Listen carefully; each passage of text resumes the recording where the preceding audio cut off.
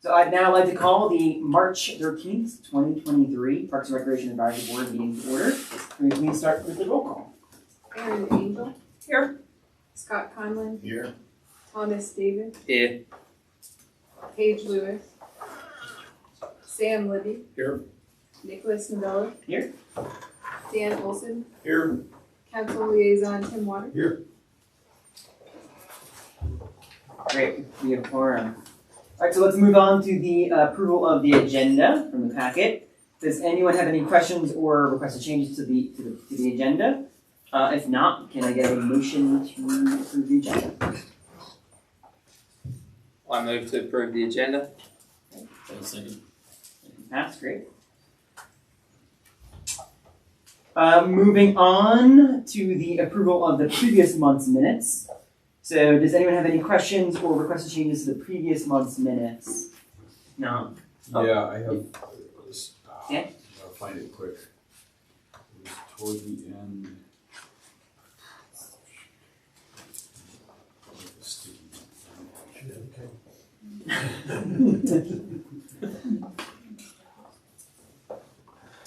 Gosh, I'm not going to be able to find it. I'm sorry. I had some. It was at the end of the. I'm sorry. Never mind. You sure? Yeah, I'm sorry. I don't want to take time. Was it like a grammatical error or No, like a there factual error? was a short phrase that didn't really explain anything, and I was confused. And now I can't find it, so. Oh, is it the Dan Olson mentioned shoveling? It was in the shoveling, and it So didn't, Number 10. thank you. Well, yeah, and then toward the end, there was something. Oh, plastic shovels and snow blowers with plastic blades, period. Yeah. Is that okay? Is that not okay? I don't remember what we discussed. The So city, it came from, we've been working closely with the pickleball community, and they have asked if they could kind of help regulate their members to use plastic shovels and snow blowers with rubber blades, actually. okay, So you typically get. Timber and his group has said, yes, that's all right. There's kind of a history that we have told tennis otherwise, but we think that we're going to be consistent in that as long as we have people trying to provide information to their community that we want people to enjoy beautiful Colorado sunny days and to use plastic shovels or rubber. so it's okay if I tell the LTA folks that? Yes. Okay. Jeff, That- is that thank what you. you got That as was well? exactly It's the problem. just Consistency is what we're hoping. Mine is. You would ask the question. I did, and then the answer didn't say one way or the other, and it just confused me, and thank you. So do we need to amend the minutes to update that or did you just special? If you would, that would be nice, because this I'm guessing the fellow at LTA will, are you sure? And I want to be able to say, well, we had this good discussion and David Bell says plastic was okay. So if you could at the end there just say is okay, or was, should be okay. Should be okay. Thanks. Yeah, should, or whatever. Yeah. So then can I get a motion to approve the minutes as amended? Yeah, I'll move to approve the minutes as amended by Dan. I'll second. All right, fantastic. There we go. All right, moving right along. So we do have the public event to be heard section, and I believe we do have someone for tonight. Oh, great. So hi there. So member Book, you have 3 minutes to address the board, and please state your name and address for the board. Okay. My name's Andrew Reed. I live at 1366 Cedarwood Drive. I lived in Longmont for, I guess going on 10 years now. I'm a high school teacher in the district as well. I reached out to some community members probably for the past couple of years. And I know there was a lot of interest among kids and other people in the community about creating some kind of bike park in the city. And I kind of got some feedback, I guess, from other people that have attended meetings like this, where they said kind of the issue is the amount of FTE that it would take maybe to maintain something like that. And I know people kind of look at places like Valmont Bike Park as like a place, but to me, Valmont Bike Park is a regional attraction. It's not really something that Longmont really has to strive for because there's not a whole lot of places in the country that have a bike park that great.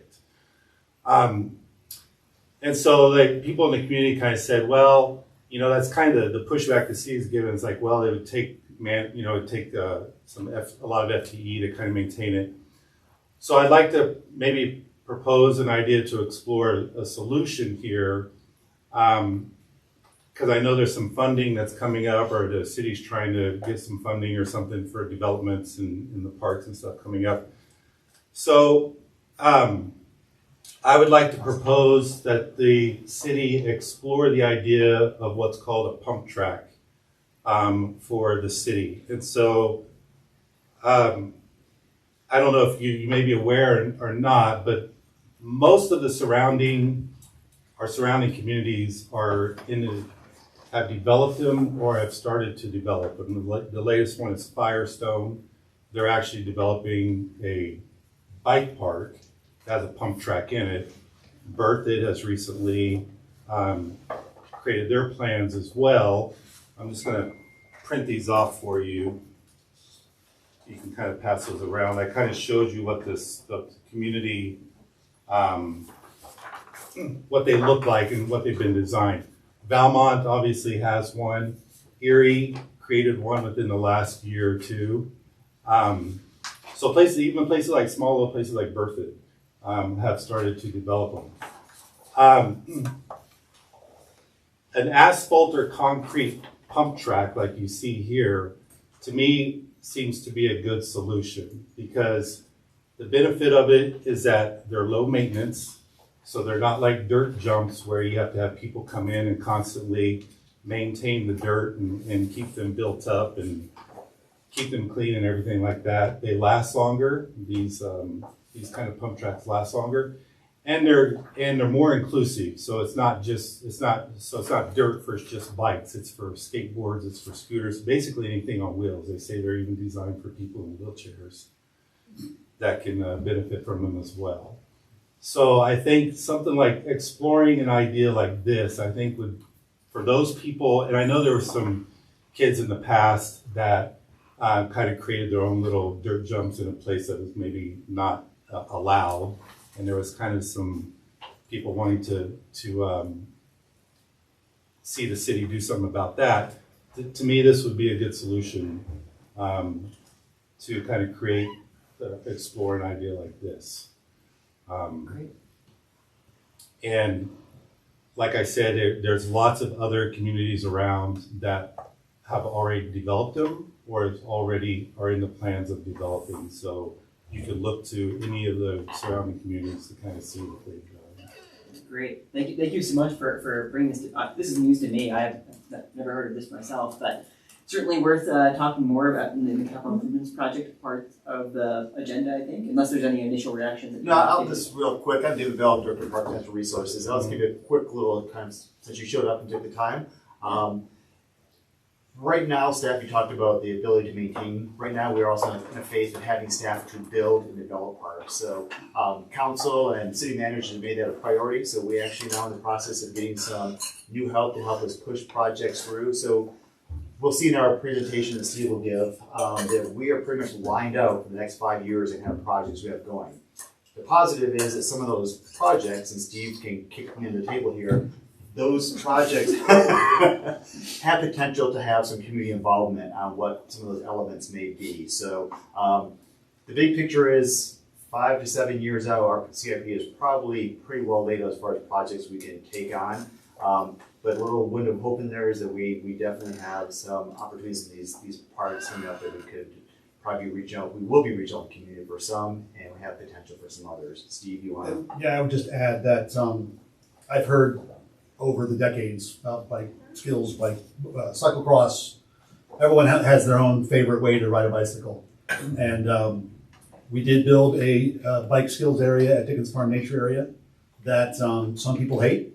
I've got a lot of feedback. Some people like it too with their kids. They're out there with their striders and things. And so it does have a function. Could it be different? Maybe sometime in the future. But right now we've invested in that. There's also council accepted a master plan for Clover Meadows Neighborhood Park in southwest Longmont that will include a small version of a pump track. We're going to use a company out of Missouri that does the prefab instead of the asphalt because it's going to be smaller and it's more cost effective. I am interested in doing an asphalt pump track at some point in the future. I think there's a lot of potential for that type of thing. In the next 5 years, you'll see community processes reaching out to the public for ideas for parks for Fox Meadows Neighborhood Park, which is about 9th and County Line on the eastern side of town. And there's a possibility that something, we have adopted master plan for Dry Creek Community Park. And depending on how things shake out with some of the things that council has asked staff to pursue as far as recreation centers and library annexes and things like that, we might be completing that park in the next 5 years. And if that's the case, it's a 15-year-old master plan. I would want to ask council, or at least leadership, if we wanted to go back out to the public to see if some of the trends have changed in the past 15 years, and we might need to amend that. So those are a couple of opportunities coming in the next 5 years that we might be able to include something like that. Okay. I was looking, The one in Southwest Longmont is fully funded and is at 40% design and will start construction, God willing, by the end of this year. okay. With a small pump track. With a small contract, yes. I was looking at our previous meetings, and they said something about different doing different things. It was, I don't know, the word a la carte was used, and I saw a list of possible things that they could use it for, and skate park was one of them. You know that, but I don't know the details behind it. I just kind of read like some of these minutes from previous, but there were people that had a conversation about all these different things that maybe the city could do. So that's kind of what we need That's great. Thank you to for come bringing here that forward. and see if we can explore that idea. Do you have students that are bringing this forward to you? Yes, I mean, over the years, there's been lots of students that have talked about the desire for a bike park, you know, and I tried to tell them, I was like, well, you know, nobody's really going to build something like Valmont because, like I said, that's a regional thing. But there's people that talked about it, and Longmont just has a long history of a lot of bike. You know, we have a company here in Longmont that makes bikes, and we have lots of pro bike riders that you may not know of that come out of Longmont. So, yeah, there's a lot of interest in it, and something like this would be a good solution that would also include other types of wheels. You know, just appreciate instead of. Yeah, you can The- bring wheelchairs too. The feedback I get is kind of what you acknowledged was that the stuff that we have now is very beginner level. And that's kind of all that it is. Sure. And I don't know what kind of the new development is going to be over there, but we have a huge range of people that ride, and And the problem is it's not like a tennis court where beginners and experts use the same amount of space. And funding. So that's the challenge, is trying to figure out who we're catering to. I would encourage you to kind of look up that website because the way they design it is you see kids on Strider bikes on these kind of features. What I'm kind of proposing to explore the idea. So all different levels.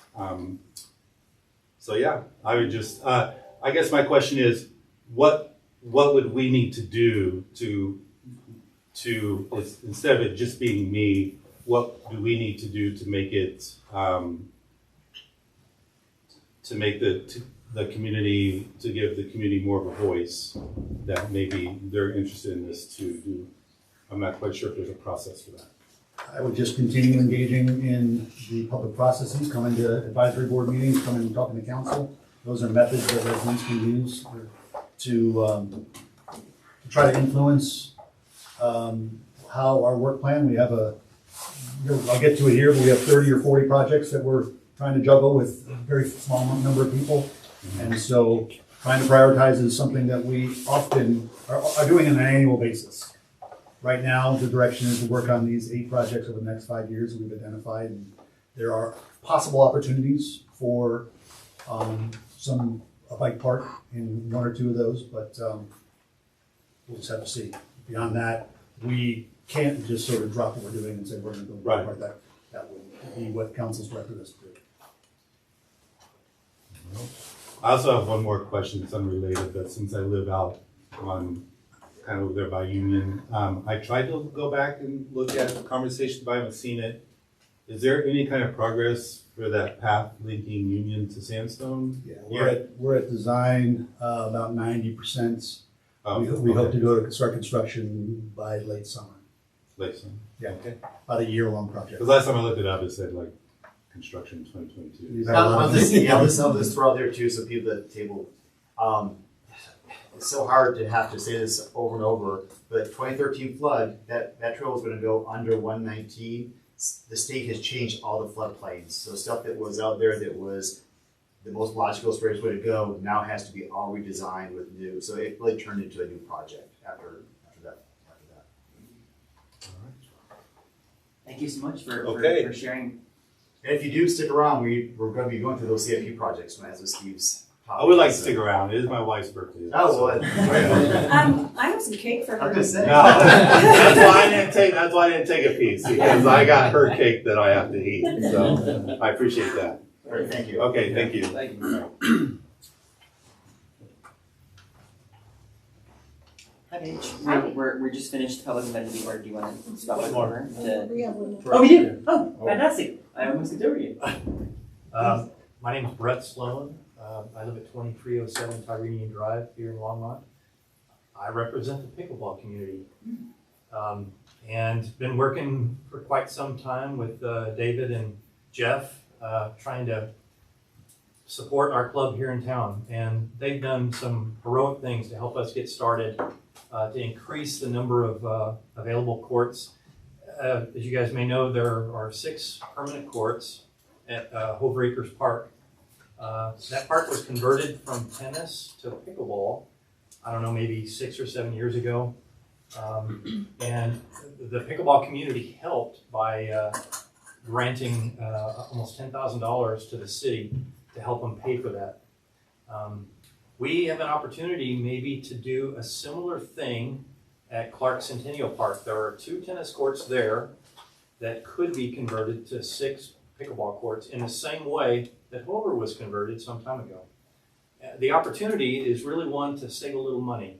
As part of an ongoing routine maintenance thing, Collier, which is just tennis, is due to be renovated or renewed, and this is just I guess it's on a 10-year cycle or something, and it's up. So the vendor at some point this summer, David, you might be able to, I don't know what the schedule is, but they're going to come here and redo the surface. And what I would propose is that with a little help from us, that we convert Clark Centennial, the 2 tennis courts there, at the same time, give this vendor a twofer, a little volume discount, that they would convert in the same way they did Hover Acres many years ago. We do that at Clark Centennial. And we're trying to do our part to help. The problem right now is David does not have a budget large enough right now to do this. So we are the community here in town.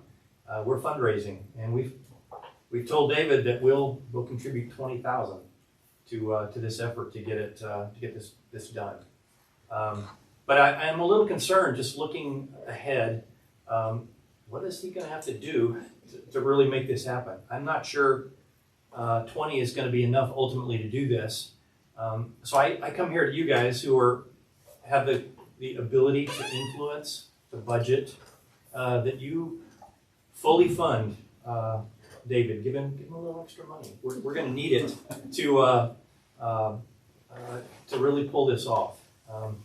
We're not going to stop at 20. We're going to go and get as much as we can. We have a whole bunch of things lined up. We have some of the pros are coming to Longmont. We're going to do some clinics. Dave, the Badger Weinbach, 10-time U.S. Open national champion in pickleball, is coming May 8th to do a clinic, or April 8th, excuse me.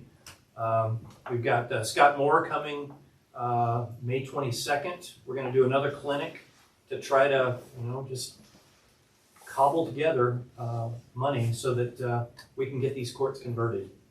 I had somebody suggest to me that the way to think about this is a relatively low cost with a very high benefit to the pickleball community that we could really step up. That would make that park, Clark Centennial, 6 permanent courts, and we've got some temporary courts lined out there on the pieces of concrete that are out there. There's a skate park that wasn't used at all, and we've now converted it. We put down gorilla tape lines, and put down. We've got temporary nets put out there. There's a roller hockey rink that's right there close to it. We put down again with gorilla tape. We put down 4 more courts and 6 permanent with those 8 temporary. We could do a lot of really neat things in town with that. I just ask, be as supportive as you can. You know, we're doing our part to really push this along. Will you join us? I guess that's my pitch. Thank you. Yeah. I do have to say, you know, David and his guys have been super. They've I guess they're scraping, what was the term? Budget dust? And It's not gonna work. that term's never going away. No.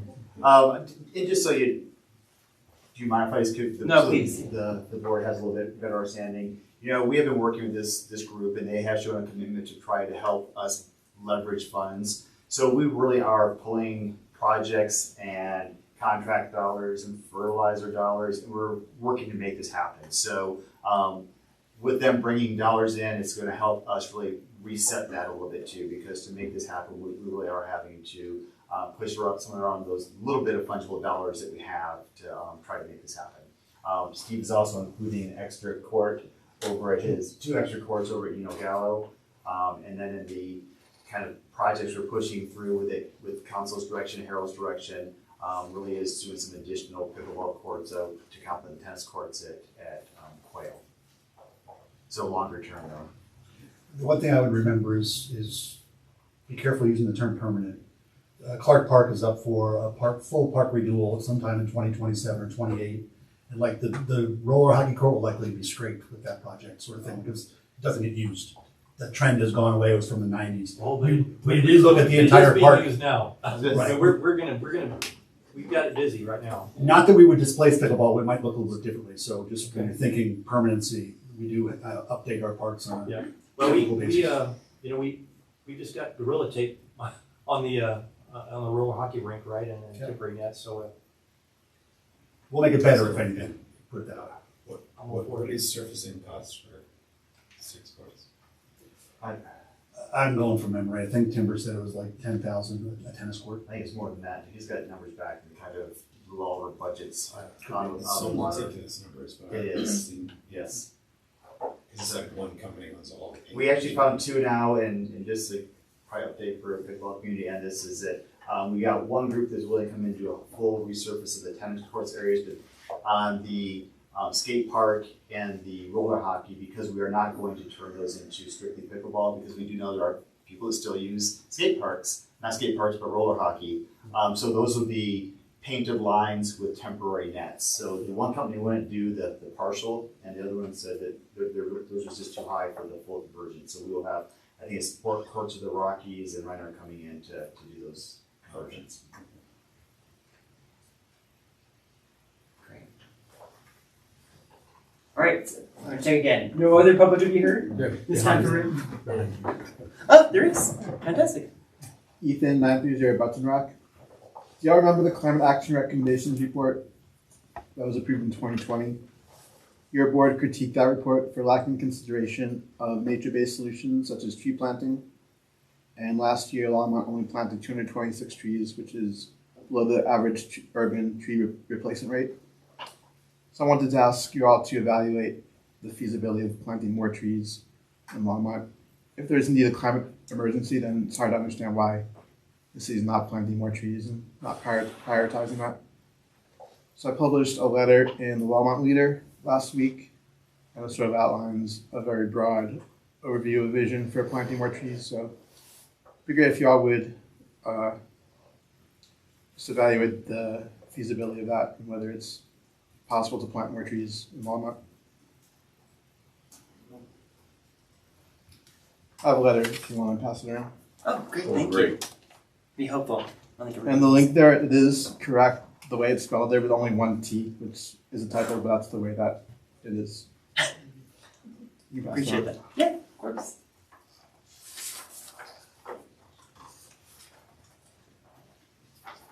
So I think we'll have time to discuss this during the items from the board for sure. What's that? There's a section later on in the agenda where we can definitely dig into this more, Should I just study? if you can. What time Do you have is any that? other Why don't, comments? I think if we're gonna talk about it, it should be now, that way he doesn't have to stay for the whole meeting. That'd be great. Do you have any? Yeah, I can give a little bit. Again, this, have seen this in the past. I've been working with our forestry, our city forester on these issues too. City, Longmont is a tree city, and we definitely have been since our foundation as a community in our parks planting trees. That public space really is getting tight for us to manage more plantings in. It really comes into how do we work more with the community. We're working with Lisa Knobloch and that group to look at where some potential areas are that are potential heat islands where they don't have the same canopy. And a lot of those are areas where we don't have the influence of the public land in those areas. So we are looking at other ways that we may be able to try to work with those communities. But right now, the tree canopy we have within our park system really is on a maintenance program more than a planting program within the parks and open spaces that we have. So it really is trying to figure out how we would have more influence over those private spaces. And I would add that we are not the only ones in town that plants trees on public property. Every developer that comes in has to plant trees along the roads, public roads, that they, in addition to the trees they put on the private property in their parking lots and around the homes and things like that. So there is additions to the city's overall tree canopy on a regular basis outside of what we plant. I don't have a number for you though, that'd be impossible. Do you think about planting next to ash trees? Is that something that we're doing? Because that would, our canopy's gonna be reduced by a So fifth. we actually have a replacement. So that is one of the pieces that we have right now is we have a emerald ash borer budget that we have out there so that as we are removing trees or replacing trees, and we're doing that replacement in cycles. So we didn't go through and just cut down all those susceptible ash. So we could plant appropriate trees. It's just getting harder. The other piece too that is a real challenge is planting trees that are appropriate today and trees that are appropriate for a climate future that we're trying to predict. Ken Wicklund, our former city forester, always said it was hard being a tree in Colorado.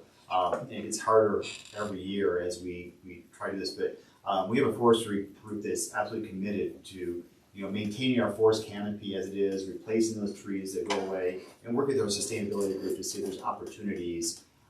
Steve mentioned those areas that the developers plant. Once they plant, they really aren't ours. We don't maintain those areas and stuff. So again, it's how does the city get more engaged in trying to work that North Longmont area is one of the areas, as I think of those heat maps, that definitely has opportunities. Do you know how many trees are in Longmont and what the replacement rate is? So I know how many city trees are that we manage and maintain. I don't have the number here. Brett definitely has those. We have an informaticist that really helps with that and looking at how many trees we're removing because of the ash, and then also how many we're replacing. We also have a program that a developer comes in that we have a tree mitigation fund. So if they develop a property and remove trees that are of quality, then we have them put those dollars in there so we can then plant trees as well.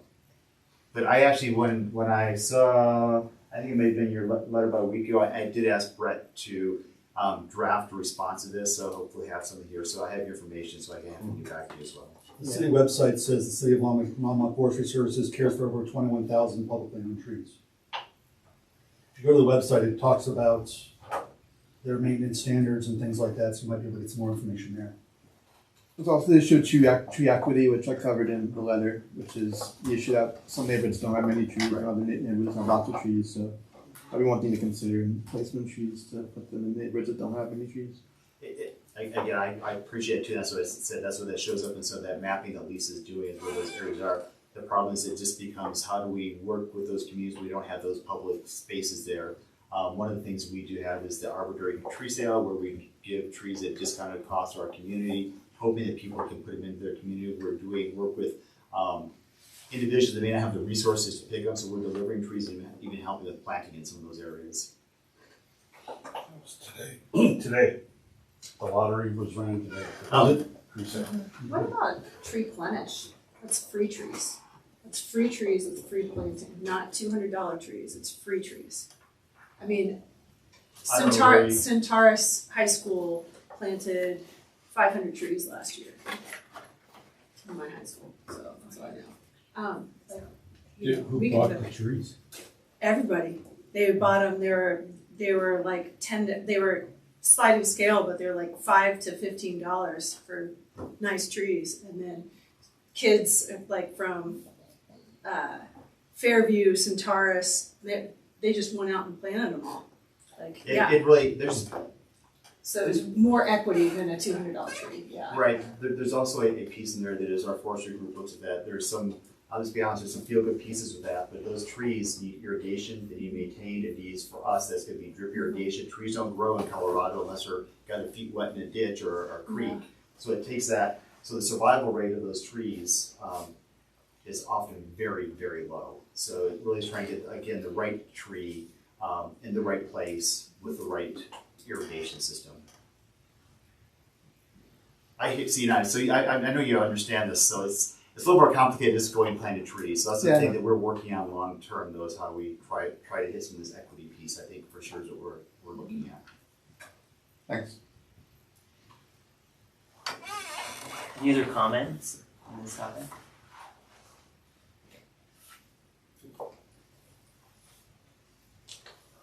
Thank you so much for coming in. Yeah, thank you. Okay, again, last time. Any more public events to be heard? I'm looking around. We'll do a full 360. We're clear. Okay. Three in one night. 3 more nights. Right? Yeah, pretty good run. I think it's awesome. It is awesome for sure. Took me off guard. Okay, let's move on to the old business. Let's look at the future recreation facility update. I think Jeff, you're going to give us a quick rundown on this. This will be a quick one. So we sent out the survey that, when we talked last time that there was gonna be a scientific survey, which was done, but there was also a general, public survey as well. And those all ended on the 8th, which was last week. The report is scheduled to be presented to City Council next Tuesday on the 21st.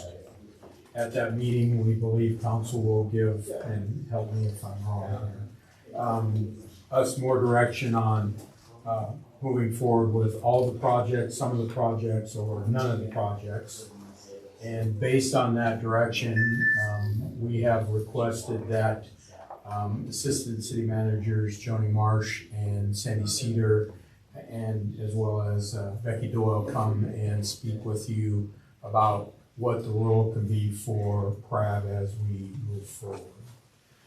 But they all felt that was premature to do that until after we've had the results of the survey and again, direction from council. So that's my report. A lot to come after that though. It's, we'll know where we stand and then Ben, in our next topic, we'll kind of bring you up to speed with where we're at with the feasibility study, which leads right into that coming work. So we meet again in April, and how much more will have happened, or are we still in the loop, or will we be out of the loop by the time council decides things? Oh, no, it's next Tuesday when council will get the survey results. Right. The results go directly to them, They hopefully will give us direction that evening, and then that will help staff to start working on what the next steps are. Okay, and you'll be done by the time we meet again, or do we get Oh, to no. help? That was my No, question. because I'm thinking this is an April through June process. Thank you. The main timeline we have is that council has to place items on the ballot in August. So I'm assuming we'll do that work through June, have presentations in July so that council can make their final determination of what goes on the ballot Okay. for So August. for this board, April and May meetings Yeah. are when we have a chance to influence something, maybe June-ish. Yeah, it's gonna be getting kind of late Right. in June. Got it. But, and it probably won't be just at this meeting, we'll. No, but Yeah. as a board, that's our Yes, shot at it. that will be your Yes. shot, Okay. yes. Any other questions? I'll just say I heard from a couple neighbors organically about the survey. They asked if I knew about it and had taken it, so it seems like it got out really well to residents. We're really aware of it. Yeah, good. Great. All right, let's move on to the master plan feasibility study process update. That's me. Cool. So in the meantime, while that's occurring, we are also, as you all know, working, well, let's say feverishly, as we get started here on the feasibility study towards Recreation Center. We did meet with Perkinsville, specifically Chris Kostelik, on Friday to kind of map out what the timeline. They know that it's tight, that we need to have this in, or June 15th is our target time to have it done. He'll be putting in place the dates that we need to hit. A lot of this work is going to start in the next couple of weeks and will be through the April, first couple of weeks of May. We don't have all that mapped out yet, but we will. This group will have a chance, certainly, to have feedback on that. And I submitted a packet item here that included the scope that you've already seen in our RFP, also included action items for staff that we've gone through. So just to give you some examples of things we'll be working on. With this, the priority will be the feasibility study, have that done in June. And master plan is less of a priority, that may take somewhat longer to complete that. So, yeah, anything else we have missed? Any questions? Will they be looking at some kind of indoor ice facility as part of the feasibility study? I'm not quite sure how to answer that, honestly. If that is something that the community wants to have included, absolutely. I don't know how to interpret that. Staff will not be pushing ice. So even if the board explicitly expressed interest when we had a discussion of having ice included in the feasibility study, We would ask those questions, we'd evaluate it.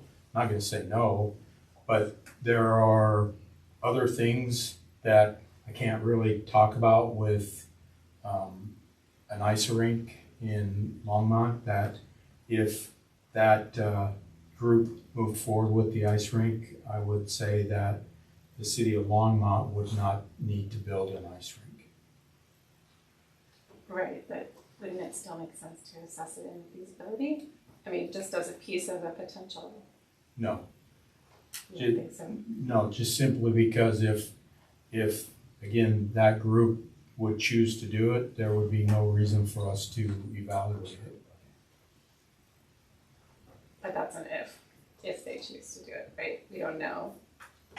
Correct. It will be all considered until that group makes a decision, which could be soon. 2 weeks. Do you want to? You know, We Ask need- permission to we recommend need that to guys to do the study. Stop right there with ice. I'll talk about anything else. But I need to be careful on what I say. I just speaking for myself, and I don't, you know, other board members can weigh in. I feel like we were pretty clearly interested in considering that as part of what was go forward. So if you, I mean, there may be other circumstances, but it seems odd to not analyze it if we don't, if something's not guaranteed. Hey Jeff, do you want to speak to how the previous feasibility study played ice out, and maybe some of that data might still be relevant? Well, I remember it being quite the ice favorable for actually was ice. gonna do better than the 50-meter pool. Right. And so that financially was the least of the ongoing operational issues.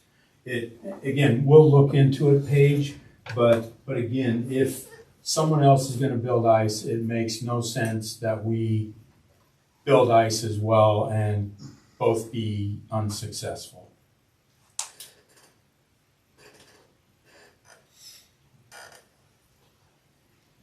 Okay, so, Yes, go ahead. sorry.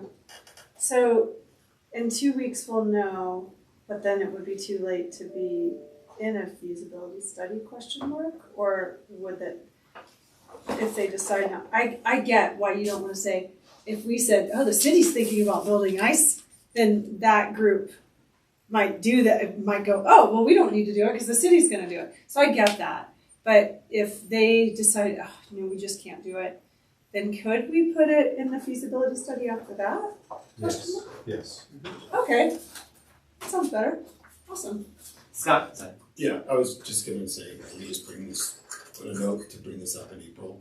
Because it sounds like feasibility study is still going on in April, but just make sure we follow up on Jeff's.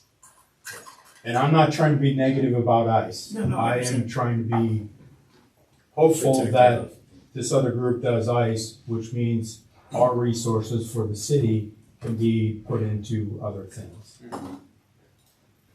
And we have made it clear that as far as, we know you guys want input into the feasibility study. Yes. We know that, and that's important to us, and we've made that clear as the consultant too. That's a big part of what we wanna have happen. Public input and the board's input. Any other Additional, sorry, go ahead, Same. Andy. Any other additional comments or questions on the master plan feasibility study process? Okay, trucking right along. Moving on to new business. Now we're talking about the 2023 capital improvement projects / 2024 process. And I forget who's taking this one. Why don't you kick it off while I'm doing Steve's gonna this? kick it off, Steve. but I am going to, kind of set some parameters. I think one of the things that we've been talking about here, you've heard us talk about the 8 and 5 project, we've kind of been watching council or Harold talking. There's a desire to focus on some of these projects that haven't been done in a while. And Councilmember Waters, myself, have probably talked to the same community over and saying, yes, it's funded, yes, we'll get to it, yes, it's in line, and we just haven't gotten there because there always are other things going on, and that can be things like I started off with, from the project managers working with the flood to COVID issues that came up. But I'm going to help set those sidebars that we're staying pretty close to true to what is on that list of capital projects for at least the next 5 years. So Steve, is that? Yeah, work for that's you? fine. So, if I'm talking about anything, you don't know what I'm talking about, just raise your hand. I have Google Earth up so I can show you. So, work plan. Sorry. This is something that Harold sort of went in and updated for us. The blue projects are the 8 projects that have been identified to be in the 8 and 5. So Clover Meadows Neighborhood Park, which is the board recommended approval of the master plan a couple years ago, 3 years ago, for that park, and that's at 40% design. Fox Meadows Neighborhood Park, which is the one that we've been waiting for a long time in the east part of town. And, Dry Creek Community Park synthetic turf fields. That's the transition of the existing 9-acre fields at Dry Creek Community Park where the turf is underperforming to install synthetic turf and lights out there. We put in, I think I told you last month, we put an RFP out for the first 2 projects. Did not receive any acceptable bids. And so I rewrote the project, increasing the budget for those 2 projects, as well as adding the Dry Creek Fields to increase the overall budget, trying to attract larger, more regional or national firms rather than just the local ones. We have a meeting Thursday morning to find out about the status of when that RFP will go out, but I would expect that RFP to be put out hopefully by the end of next week. I can't speak for our purchasing manager, but she knows it's hot on our agenda, and so I think that she'll be able to meet that. So that's for the first 3 projects. And that's something that again, that's for design build. I would anticipate seeing, Clover Meadows doesn't need any public process, so we can go right to design on that and hopefully start construction later this fall. Fox Meadows will have to have a public process. The consulting team we hire have to do a public process for us and gain public input. I'm also working with Fox Hills Country Club because we have an agreement to take raw water out of a pond on their property. And so I was out at the country club last week talking with their operational folks and how we might do construction out there. We don't need any existing or any new easements. We do need to coordinate the club. Did you have your hand up, Dr. Waters? So I would expect the public process to be this summer, get the design going, and hopefully construction starting by Christmas. And then the synthetic turf fields is going to take a little bit more time because we have to do some extensive floodplain analyses and the impacts of synthetic turf in a regional detention facility. So that's going to take some specialty work with the consultant that we hire to figure out what we can and can't do as far as how we can mitigate potential pollutants into Dry Creek long term. That'll be a challenge for that project. I don't have a time frame yet as far as when that will start construction, but design will be. The idea is we're going to hire a firm that's going to be able to handle designing all 3 of these concurrently. And some might get ahead of the others and make sense to start construction. But that's the idea, that we're starting, once we sign a contract, we're kicking off all 3 projects, not staggering them. Okay. The other 5 projects are Sandstone Ranch Community Park, Phase 4, which is another 3 ball fields south of the ball fields that are existing. There's also some playground replacements and ADA improvements that need to be done on the existing infrastructure. I'm going to roll into that project. Quail Campus Master Plan improvements. David alluded to that before as far as pickleball there. We currently have a master plan that was adopted by City Council in 2009, 8 or 9, that shows an ice facility on the north side of that campus, community park. We're going to be going back to the public at some point this mid-year to gauge the interest. We can't afford a nice facility at this point in time. That's not what we won't be pursuing that at that location, especially at this point in time. So when talking about changing the proposed use of that master plan from ice to pickleball to try to address some of the pickleball concerns that the community has offered over the past several years. And we've seen different communities around the country are combining their court sports all in a single location. And so since we have the Quail Tennis Complex, the 10 courts there, having a comparable pickleball facility of some sort makes sense. So that would be something that would come to the board as we're engaging the public about that. But then moving forward and building those improvements, completing the Quail Campus Master Plan. Museum is currently working on an expansion that we're coordinating as well. So there's several moving parts on that community park right now. But that will be a future RFP once we get through the master plan update, a future RFP for design build. And I don't have a time frame in that because it really depends on how we onboard people that I can only do so much. So I can just, as we bring people on and get people here, we can start assigning some more of these RFPs. The sooner, 5 years is our end goal. We don't have to wait 5 years. So we're trying to get moving as quickly as possible.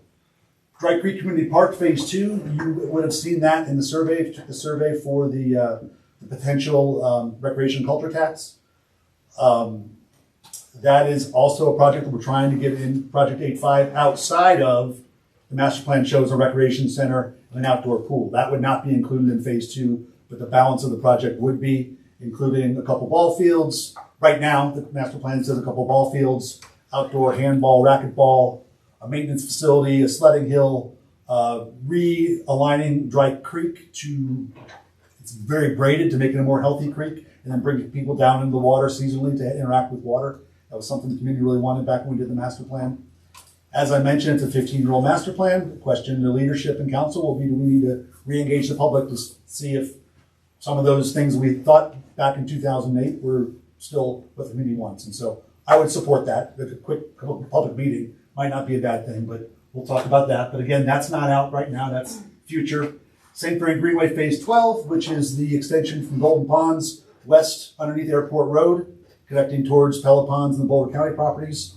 Just had a meeting a couple hours ago with landowner representative. We're still trying to get the land, but we think we're on a good path to hopefully have that land on our possession in the next 60 days. Reasonably, I think that's what we're hoping to get.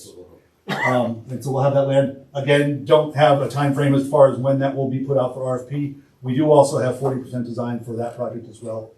So we know generally where the trail is going to go. And then the last project is the Union Reservoir Loop Trail. That is already master planned, essentially. We know where the trail is going to go. We're waiting for our transportation folks to fund a project for County Road 26, to move that road out of the way so the trail can go outside the fee area of the southwest corner. Since I have it up. So here, the loop's going to go around, like this. Obviously, we're trying to fit a trail between the road and the fee area through here. So this road needs to be moved out to the southeast through here.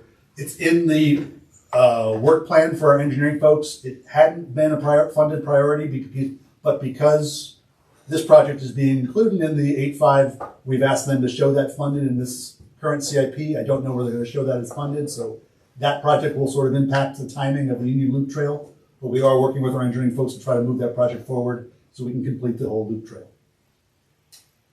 That's the nexus of our 5-year CIP. That's where we are from right now to 2027, 28. That being said, we have other projects that we are working on. Asphalt and park upgrades are done. Lua Mill Park renewal is ongoing.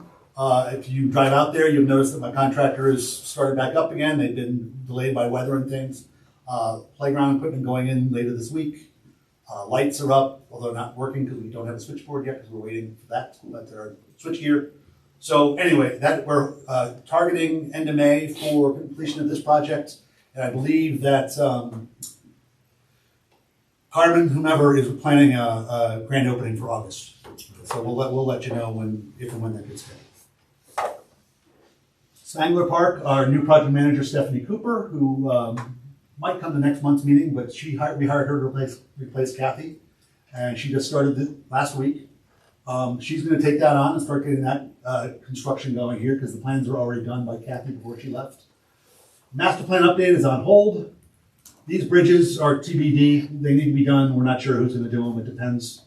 Dry Creek 2 relocation, Dog Park 2 relocation is on hold at this point in time. There's some strategy discussions being held at the leadership level that make that project might not be what it is now. It might be changing their project. So we had money in this year's CIP for land acquisition and money next year for design and construction. We'll relook at those dollars as we make some decisions in the next couple months as far as how we're going to move forward with dog parks in the city.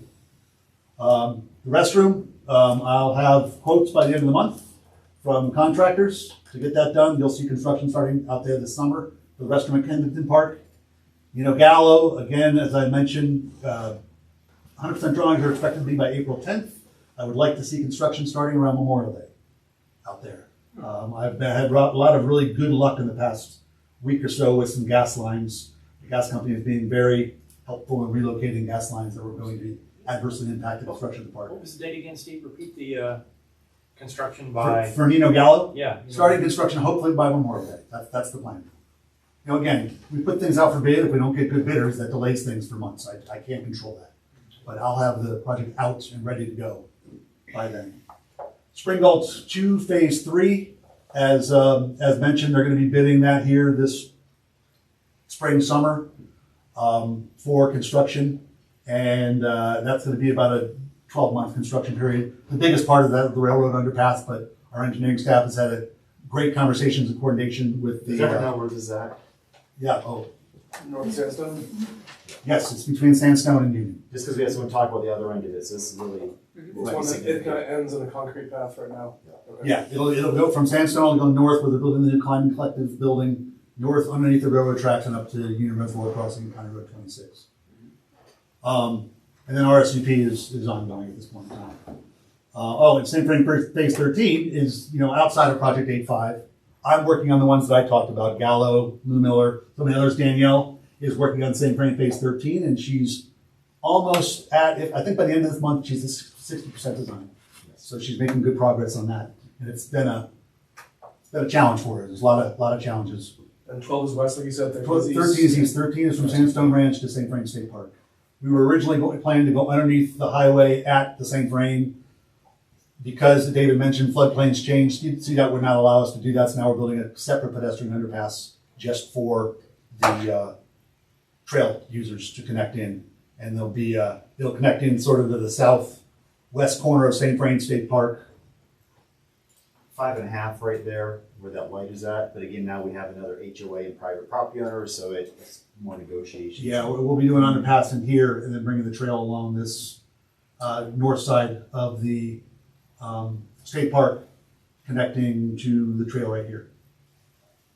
So it'll be a little bit different than what we expected, but still be a great trail extension. And then when, as David has mentioned in past meetings with Adams Dairy, a friend of mine just bought this house right here. I saw in the paper this weekend. He's an engineer, local engineer. He's a lucky guy. It's a great piece of property now.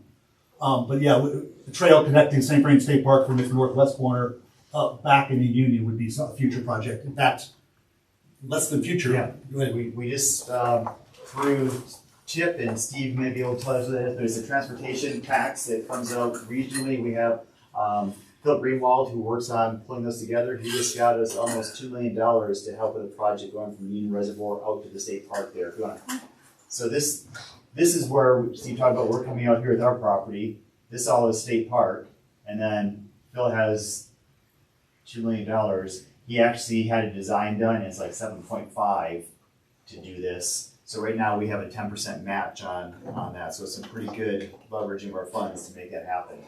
You might just mention that that's where we were on our field trip. Yes. Yeah, right. Yeah, good point. Yeah, last year for those over there. And again, just these all come together. I haven't sent a big memo to council or anything yet because the family was really getting tight on wanting this project wrapped up. It's been a long project. The family, they definitely have been working on this for a long time and needed to close for personal reasons. Boulder County was partners on this. They couldn't make that closing deadline, so we covered the whole thing. Last week, we just closed with Boulder County. They paid us $2 million for a conservation easement of the property. So the whole deal's done. We have another $2 million back in our bank account that we can help put towards trail projects and more acquisitions now too.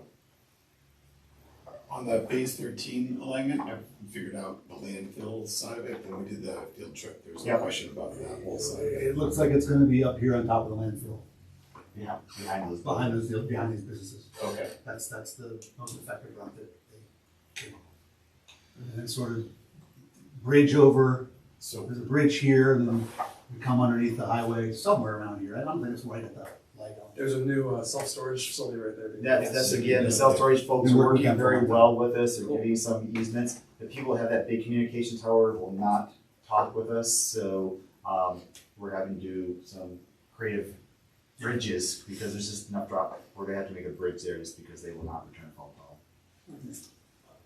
So will our trip be pushed down, or they lose this space that when the trail goes in? That's their lease is annual. We'll build our trail and we'll figure out what they do. There'll be public safety and things. Right. Yeah, just something. We're not even confirming with them that the archery lease will remain. We don't know yet. We'll have to figure that out. Anyway, back to the work plan. And then, so that's what we're working on. That's what we're currently working on. But as we onboard new staff members, David gave an update last month about new term positions that we're trying to get filled. We have Stephanie backfilled, Kathy, Danielle is becoming hopefully becoming more of a senior project manager.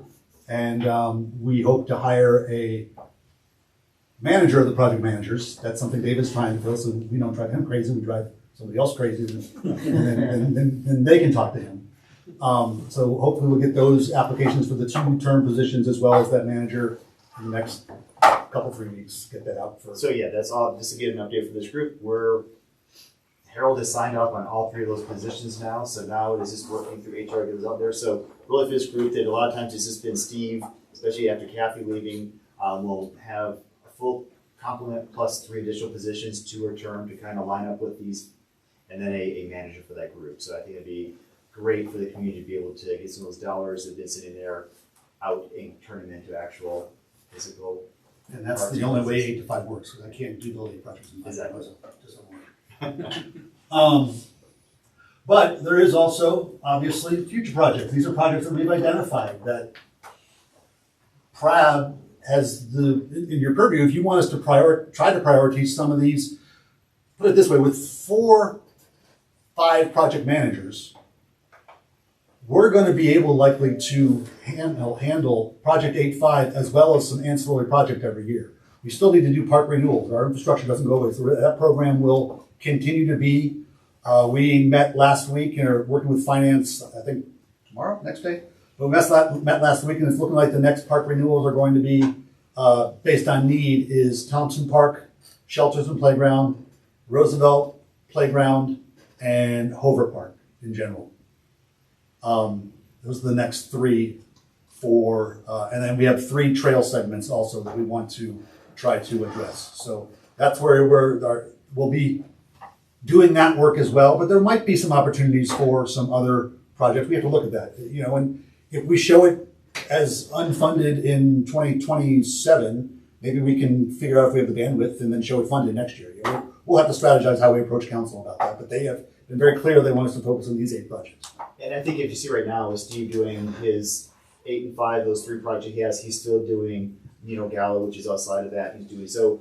We do think if we get people in this process moving the way that our procurement specialist feels it can move, that they'll be able to pick up one other project plus maybe renewal as well. So yeah, and so some of these Montgomery Farms, everyone knows what that is. That's at the 66 and County line. Sisters master plan. Sisters is right next to Gallo.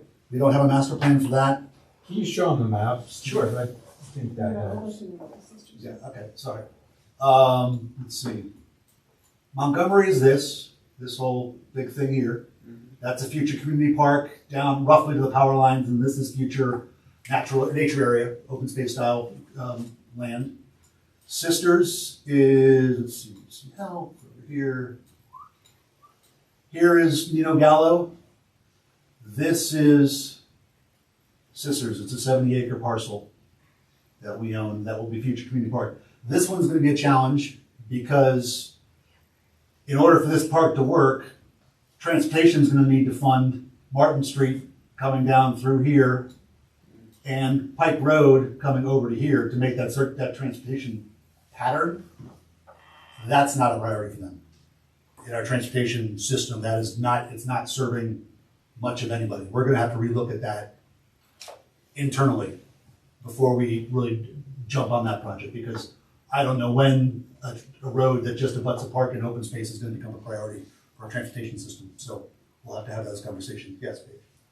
Do you know currently which areas have the least access to a park? Like the least sort of The oldest walkable neighborhood access? in Longmont without access to a neighborhood park is Countryside Village right there. Mm-hmm. So that would maybe argue for that to get more attention. Yeah, sure, but they do have there is a community park right here, Right. and then there's this Gallows right there. So Listen, So did you big say long walk that for the kids at Countryside Village. Martin's gonna split the park? no, Martin will be the eastern boundary of the park. Oh, okay. Well, could it just be accessed with a cycling trail and a bus stop? instead of Martin The bus Well, can't but go I- on a recycling truck. and, no, Yeah. and a bus Community stop park. on the other side of it, like, well, there's already a bus stop at Countryside Village. So, we would not build a park with just bike access, because this is a community park, this will be sandstone ranches, will be ball fields, lights, soccer fields, that sort of stuff. That is what it's programmed to be, and so it's gonna need the infrastructure to handle that traffic on a regular basis, just as Sandstone and Garden Acres and other community parks do, so that'll be a challenge.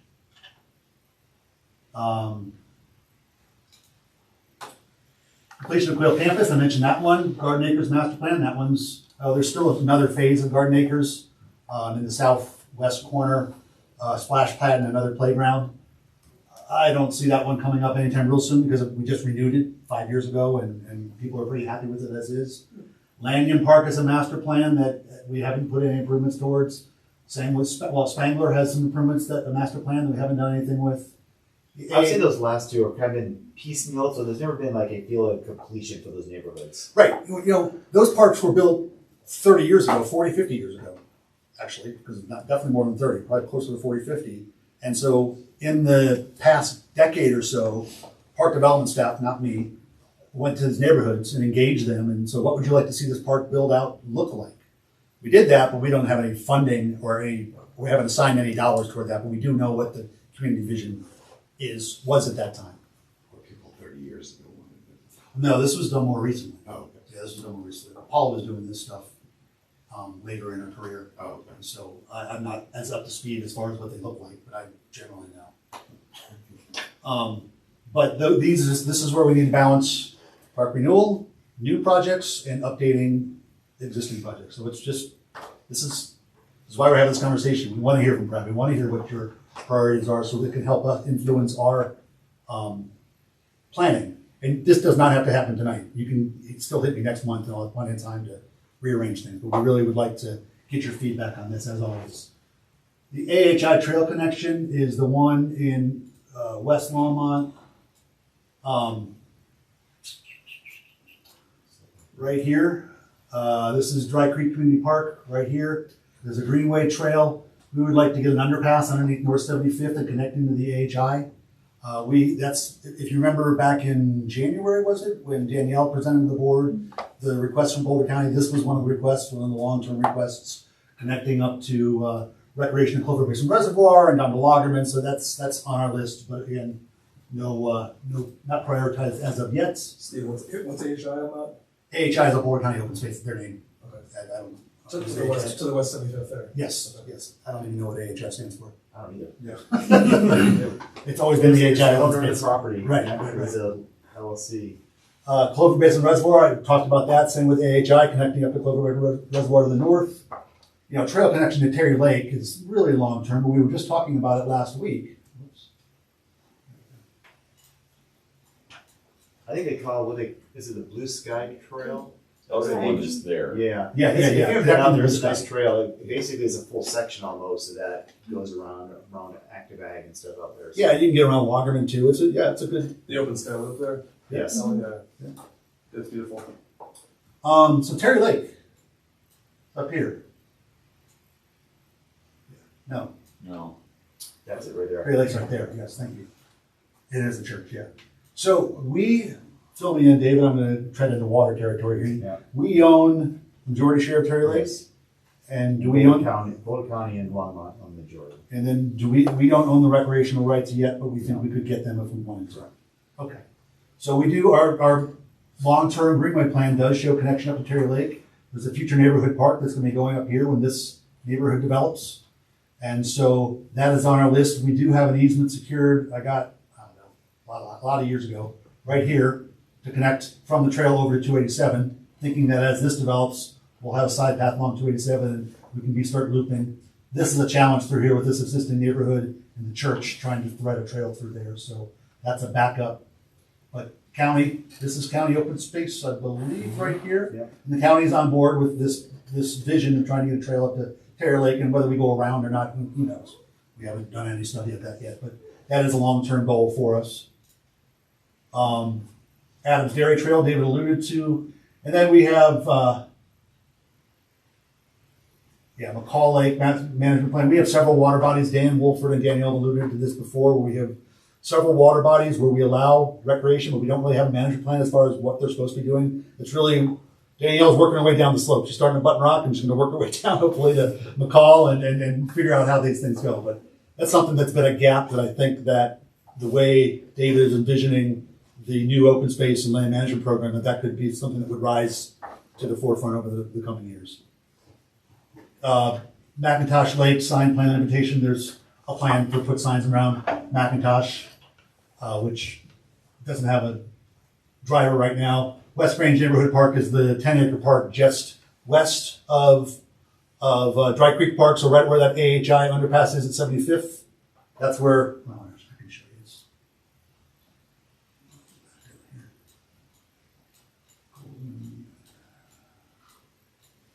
This parcel right here is a future neighborhood park.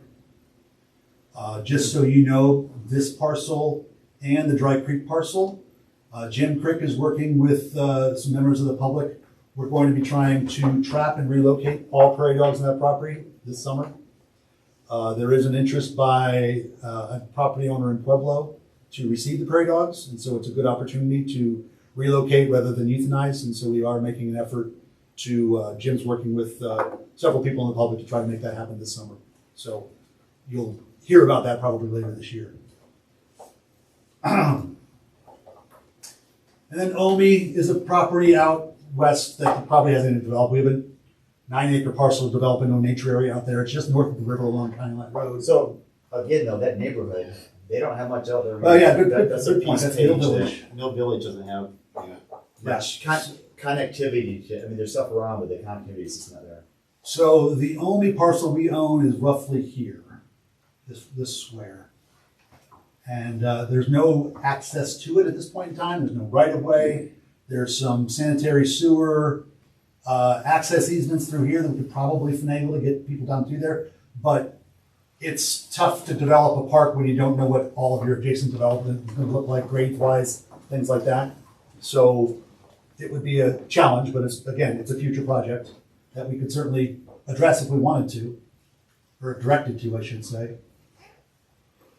Boulder Creek Estates is another open space property that doesn't have a master plan, just like McCall Lake and then Terry Lake Neighborhood Park master plan. That's up the one I mentioned up north of 66. So those are projects we've identified. It's not even all of them. I have another 10 in my head right now that are sort of renewal and repair and things. But that's really the presentation. We have not yet sat down to prioritize projects for the 2024 to 2028 CIP because it's going to pretty much look like 5 or 8 and 5, except for select projects we think we can fit in on the side. If you have thoughts about what those select projects may be, please let us know, either now or next month. And I can figure out a way to share this with the board so you can look over it. In fact,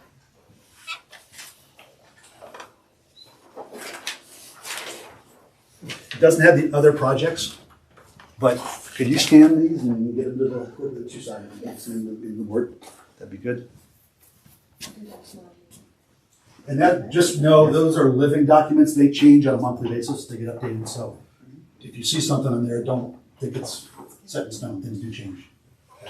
Some of the extra room that you've got there, is that stuff like the pickleball court side of things? Is that what you're talking about, extra room wise, or? Possibly. Okay. The pickleball courts in question at Clark are being held by David and Tim Bertosti, who's our operations manager. Okay. But projects could include pickleball, such as Gallo is including 4 pickleball, so it could help relieve. Quail Campus is another one that could help relieve some of the pressure on the pickleball community. Okay. So yeah, we're looking actively to try to address the concerns that are presented to us. And the gentleman who was here before, it's the same thing with cycling. Pickleball is a little easier because the pickleball court, like I said, is just one thing. Mm-hmm. If you're good or you're bad, you're playing on the same court. Bike skills is a very tricky thing because you mentioned pro rider. We're not going to build a course for a pro rider. That's what the X Games are for. We have to figure out where we fit within the region as far as and what this community needs and try to go forward without overbuilding something that is too hard to maintain and too costly to design and build. So that's where we have to find that balance. But that's not currently part of what we're doing. Is there a plan to go to the community, like Countryside Village, and ask them what they're looking for in the Sisters in your area? Sisters Community Park. Sisters Community Park. When we go forward and do that, we would engage all of the residents from there. We got Countryside Village as well as everyone else. But yeah, Steve, I'll just, because you just kind of lumped them pretty quickly there, but Steve and Kathy have always been really good. If there are schools in the area, if there's local communities that are a little bit diverse, they've done a great job of reaching out to those groups specifically. I just know that for the Gallo Park, that they went to Burlington Elementary, and those kids don't go to Burlington Elementary, they all go to Indian Peaks, so that's a tough one, so that's why I was hoping that in the Sisters Community Park that would be, and I know Countryside Village and Casa de las Flores are easy places to have community meetings. Everyone that lives within, I can't remember, 1,000 feet, 1,500 feet or whatever of this parcel was notified bilingually with a letter before we started design. So I don't know if that included all of Countryside Village, but it certainly included a lot of it. So they knew where the meetings were, they knew when the meetings were. So it wasn't just school flyers, that was just an ancillary way to try to get the word out to the public. We did have some members, not many, but some members of that community did attend our public meetings. On the feedback side, I think I feel like I'd love to give some feedback, but I don't know enough from just the titles. Yeah. So I think for us to get feedback, I was thinking about a couple of things we could add to that list that just probably are easy for you to just throw down there from your head. But kind of there's a couple different types of projects. Like building on a master plan is very different from a renewal project or from a community park build out. Yep. Building a trail is very different from an infill neighborhood park, and it has different indications. So some idea of like type, some idea of like roughly the size, is it a 1 million thing or a 10 million thing? I know you don't know that till design goes through. Actually, you'll see But cost is it on estimates there? for most of those projects on the sheet. Okay, we shouldn't see it here. Cool. If you look here. That helps a lot. That beyond that. Not for these future projects, we don't have costs for those yet, because they're not really part of a work plan. But on the dashboard, you'll see where we have some money budgeted for these Are those projects. your updated dollars? They're not completely up to date, they're last year dollars, but they're the ballpark. I think if it's if it's a 10 million thing or a 1 million thing, Yes. right? Small, medium, large. They're ballpark. Okay, but for the future ones, I'm saying, yeah. These dollars are, I'm just gonna tell you, these dollars come back with questions. They can be confusing because there's different funding sources. There's inflators that now we're seeing. Steve talked about factoring back out to bid on these. We tried bringing another project to make it more enticing, but how much did we bump that budget up from 3 million to 10 million? 13. Yeah. So I think as we're getting feedback on that, like it's just hard to tell if there's $1 million thing that seems like a big impact. It might be 500,000 or 2 million, but if you have a rough idea, it would help us get better feedback. I can do that, that's not hard. So hold off on that, I'll update you. And the last one was just, you mentioned a couple examples of timeline, like the one to Terry Lake, 10, 20 years away, whatever No that idea. is. It really depends on If we the could toss it market. in there, we're not gonna propose Terry Lake as a priority then if we know it's farther out. That's fair. You have a lot of institutional knowledge of what's possible Yeah. or future, and that would help us get better feedback. A lot of it depends on when we get development up in that area. Yeah, It right. started and stopped and started and stopped 2 or 3 times in the past 15 years, and so Yeah. it's gonna take the economy to drive that. Can you go back to the extra, or the like longer term projects? Yeah, so I'd just like to put a plug in for the Ahi, for lack of a better name, trail and the Clover Basin Reservoir, just because I think that making that sort of nature area accessible would be kind of like a mini Pella crossing closer to Longmont. I mean, there's not a lot of places that are like that. We go to Pella a lot to get that more natural kind of experience. So I think that would be a really nice addition. Thanks. I have a question. Is it Clover Basin Trail Extension? Is that already going? It's like, it's the one that goes from, let's call it Sam's Club to Sunset. Oh, Dry Creek, yeah. Dry Creeks. That is, what else? Yeah, so that is right, sorry. Austin Fairgrounds, Supers, Sam's is right there, there we go. So it's right here. Trail from Sam's Club. We built this trail on the north side of Sam's Club when Sam's was built. We'll be extending it over to Sunset Street. And they're at 30% design, working towards 60%. It's supposed to be built in 2024. We're gonna spend this year designing and building 2022. Do you have interest in that one, or I've talked, there's some challenges where it comes into sunset there and trying to get it. Yeah, you guys have probably seen this at BIC, my guess. You should have, well, We should have. should have, but we're thinking of flashing lights to cross pedestrians here. This road is turning into a 2-lane road from a 4-lane road right now. It's gonna be the road diet that's consistent with what's been done south of Ken Pratt on Sunset Street. And so moving people across, then we need to decide, okay, we take them up frontage road, and we get into this cul-de-sac, then what? Well, then do we try to build an intersection right here to get them up Price Road, up to the Greenway Trail? Like, that's long-term, but that's not what this project is doing. And so Right. I've deferred to our transportation folks to decide where we cut it off. I'm funding only up to Sunset Street, that's my project, but because that's a trail project, it's a PR83 project. Yeah, it's just, there is interest to get further into Right. the city, to somehow get from southwestern Longmont towards the Greenway. There's a lot of competition for a street fund dollars right now. There's a lot of projects around the city. And they're seeking grants. There's infrastructure grants that are out there, dollars out there, and so I know they have people looking for those to see if they can stretch those dollars even further. I know that there was a big project that was under design, was to redesign Ken Pratt Boulevard from South Pratt Parkway down to here, and that's just been shelved right now. So you riding around town, do you see easier way, or did you have some thoughts on that? 'Cause No, it's no, a challenging spot. Yeah, but nobody wants to be on Ken Pratt, Right. so like that's a nice like backdoor down onto the Greenway. Okay, so you do see that then being a potential we can work that? Yeah. It can be done now. Like if you Especially with you the can drive drive Price on Road. Sunset, Right. People are comfortable. You can with drive that it, and you can get on the sidewalk here, and there's a crosswalk right here and a crosswalk right here, so you can get over. We need to work to get a connection to the frontage road and strike that or Sharrows or whatever on that frontage road, because it doesn't see a lot of traffic, in my opinion. That told that to Phil, our transportation planner. Yeah. But yeah. Crazy scary intersection Yeah, right yeah, there, yeah. where those, Yeah. where you're talking about those pedestrian things, that's crazy, I know. scary. I'd rather go through, the fairgrounds, I'd rather see this all go up and through the fairgrounds to get through that. What's cool is that eventually we'll have both. Yeah, This is a route that we've identified that we want to make a connection to, but there's also a route from, we're looking for, this area is slated for redevelopment. Hobby Lobby, this whole parking lot that everyone races through, myself included. That's it. I can get 60 through everything. Dodge the potholes.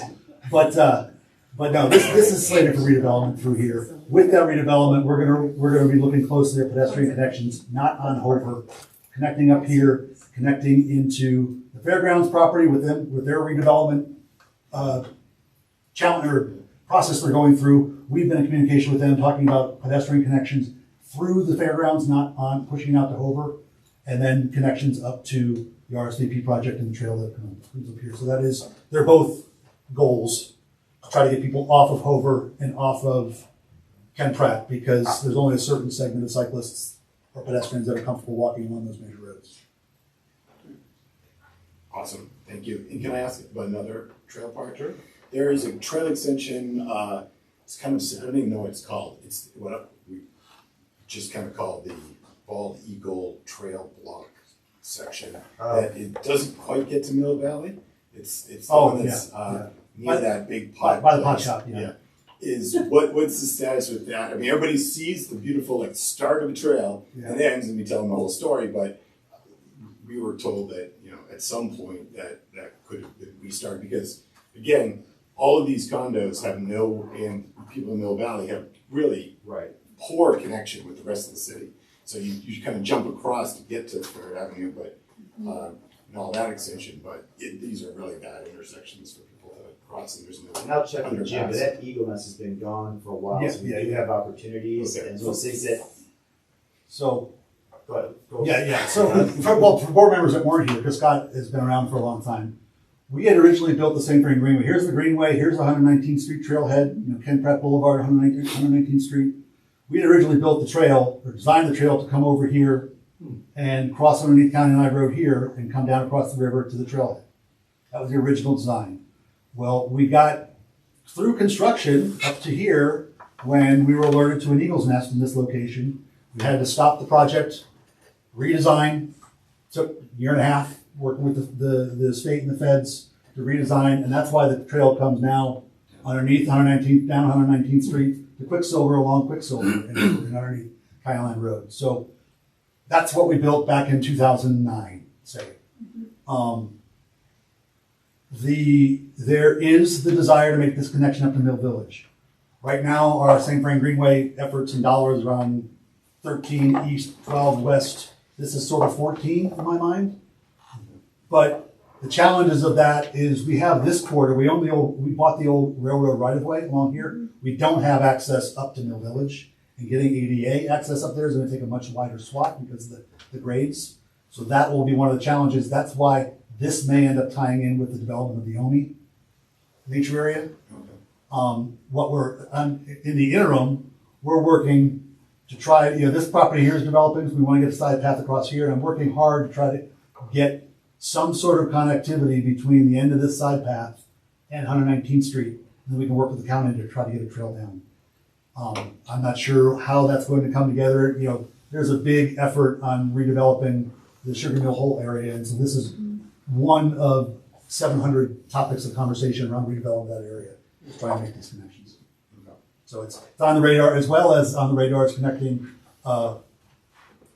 Pace Street down through this, down to this intersection with a multi-use corridor. This could be a side path, could be, who knows what it's going to be. Yeah. But something that's connecting down through there to get people to this light so they can get down to 119th Street. So is there a name for this old version of the St. Green? St. Frank, just phase 14. I just named it. Okay, I'll let people know. So, cool. But we called it the Eagle Trail, and it was. You're in a closed area. Remember that. Yeah. Another question, you mentioned on the 858 or 85 plan, there were a couple ones that you couldn't get good bids on. A lot of that schedule is contingent upon getting the bids that you want. Do you anticipate that being an ongoing problem? Or is that just those projects are bigger and harder and less appealing? So we increased the budget for each of the two parks that we didn't get good bids on. Yep. By a reasonable amount, $500,000 for one park, and I think I did it like $900,000 on another park. And then by adding the synthetic fields in, we have increased the overall budget for the three parks to a point where we think we can get some more experienced design build teams to come in and try to tease out and stretch your dollars. That's the whole concept behind design build, is to try to maximize your dollars and not have, it's supposed to be faster and cheaper. That's everything that I've been trained on. So that's what we're hoping happens. It's a very volatile market. City Council had a presentation 2 or 3 meetings ago about several transportation projects and other projects that the city would love to build, but the bids are coming back double. And so we need to rethink about how we're budgeting for projects, which is, I saw your eyes raised. You went from a $3 million to $13 million for 3 projects. It's a big jump, but we'd like to get some bids. So we don't have to spend all 13. We can rein these folks in and say, you're building a merry-go-round. It's next to merry-go-round, we'll save $1 million and put that toward another project. We still have the say over what happens there, but we want to get bids. We want to have the money there for so we can move forward. Mm-hmm. Irrigation pipe is up 300% across the board. How do you want to proceed, Paige? What would you like to go? Where would you like to go from here? Like I'm taking notes. Oh, sorry. I didn't know if you turned over the gavel. Kind of did, but also not. Any other comments or questions on this topic for now? And so the bigger picture is that next month you want feedback back from us, correct? You're going to see in blue the Project 8.5. Those are happening. You can get feedback all you want, but those are happening per direction that I've received. Right. There's other projects, and you might ask for 7, and we might be able to fit 3. I can't tell you, but I'll be here next month, and we can hear what you guys are recommending, and maybe the board can make some sort of recommendation or something to staff. It would be to staff, it wouldn't be to council, because this would be conveyed to council through the CIP. So should we all each number all these? Pick 2 or 3 we like? How do we want to It's hard to discuss carry if we're forward? doing It'd be a good topic for the retreat if that happens, that kind of thing. But it's hard to do it when we're in. So each of us pick our 2 or 3 favorites, or how do we, I'm not sure how to proceed to make it a finite time thing next month. That could make sense if we each pick our top 2 or 3, right? And How many then total are we see what overlaps between the 7 of us. Well, there's these, some of these are Oh, valid, do some we are have not. a discussion? Yeah. Oh, I will clarify those, but there's also these that are not in the work plan. So, 37 to 20, so there's 10, 11 there, and then another dozen or so on the other page, so 20, roughly. Paige? What kind of feedback would be most valuable to you? I mean, I know that you have a lot sort of already programmed, so if we were, going to try to make a case for something additional or for something to get moved up in the time frame, I mean, if we were to try to align, is it better if we try to align around something, or do you want to just hear each of our individual opinions? Or I would rather you align around something. That would be more productive for me and add more weight to how we're moving forward rather than 7 different opinions. But that being said, it can be as simple as we would rather you pursue trail projects over infill park projects, or infill park projects over trail projects, or it could be as, you can raise it up, be general, in a direction that way, and that would guide staff in the CIP, or you can be granular. Either way works for me. so, I mean, I would think we could do sort of a mix. If we wanted to talk about this at the next one, have everyone come ready to talk about, a couple different categories or a couple different projects and see if we have alignment.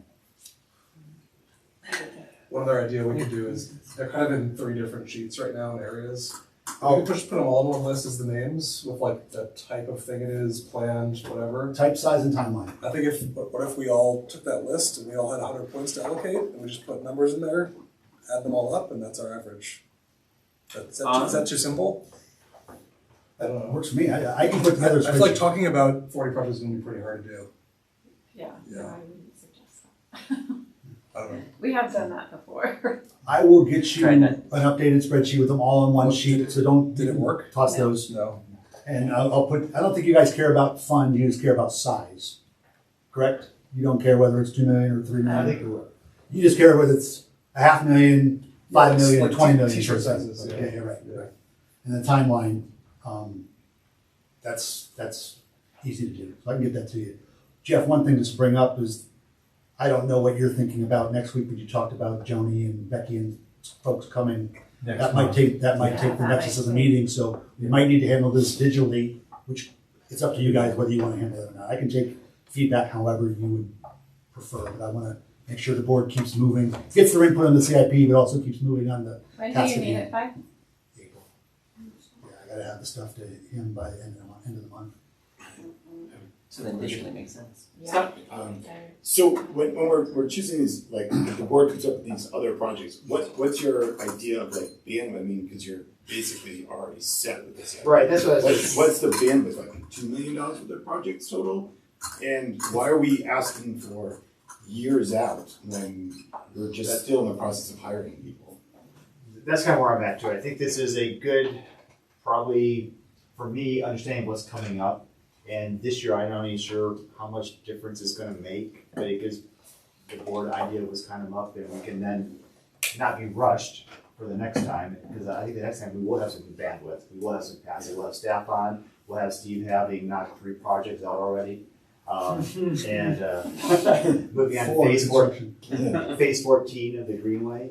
But I think just getting that idea of, as we're looking at the future, there's probably some other way of saying, where is the public wanting us to look as we start getting ready? The board asked to be able to provide input, so I Right. definitely want to take it. David's right that it's not going to have a whole lot this year, but it does the outlying years. We change our priorities every CIP cycle. That's a 5-year cycle, so it would help inform us in future years. Well, wait, why we can even put in the notes proud recommendation. Right. That's an easy thing to add to remind staff, remind council when they read every word of the CIP. That to make sure that we know that PRAB in April 24 or 23 felt that these were priority projects. Well then, if it's gonna, could we then take this too? I liked your idea about having a retreat, because this isn't a easy communication thing. It's like this. So basically we say something and then you guys counter, and then we don't ever get to discuss among ourselves our own priorities. This seems to me like a retreat thing. So that we can actually, like as our group, that would actually be really helpful to me, I would think. I'd like to know about your biking priorities and you know what I mean? Like I'd like to have more give and take between us, not us, you counter, and then we nod. Well, we have a discussion of a retreat on the agenda, so there's a couple of things I was gonna throw out for potential topics, so. Yeah, this seems like it might be, and then, but It that wouldn't would be make it timely not. for The this timeline year. is April. No, it But wouldn't we be could talk timely for about that it for April. future. But if they don't really need it because, if you don't really need it because you're not gonna use it, why give our point value thing and spend our time making a point value thing when it wasn't considering everybody else's and ideas and things like that? It just doesn't seem as valuable as what you could have from us if you waited a couple months and that might be when you have time to read it. A couple months would have no effect on the 24 to 28 CIP. A couple months would have some effect on 25 to 29 CIP. There may be new board members, there may be new priorities, then I have no idea. It's really, this is something we came up with to talk with the board. You're welcome to talk amongst yourselves now. I'll sit here and listen. I don't need to respond to everything. I'm here for clarification purposes. But there's nothing past mid-April. All the input you give is great, but it would be given to council. Staff is already done with our stuff. It goes to leadership, and then the next time the public will have any sort of input on that is when the CIP goes to council. But yes, this will have a small impact, but it will impact out years. It won't impact 2024 too much. So let's do this. Let's go digital, because I think we need to get this before the next meeting. Plus we have a packed agenda for next month. So let's try to take it offline as a digital.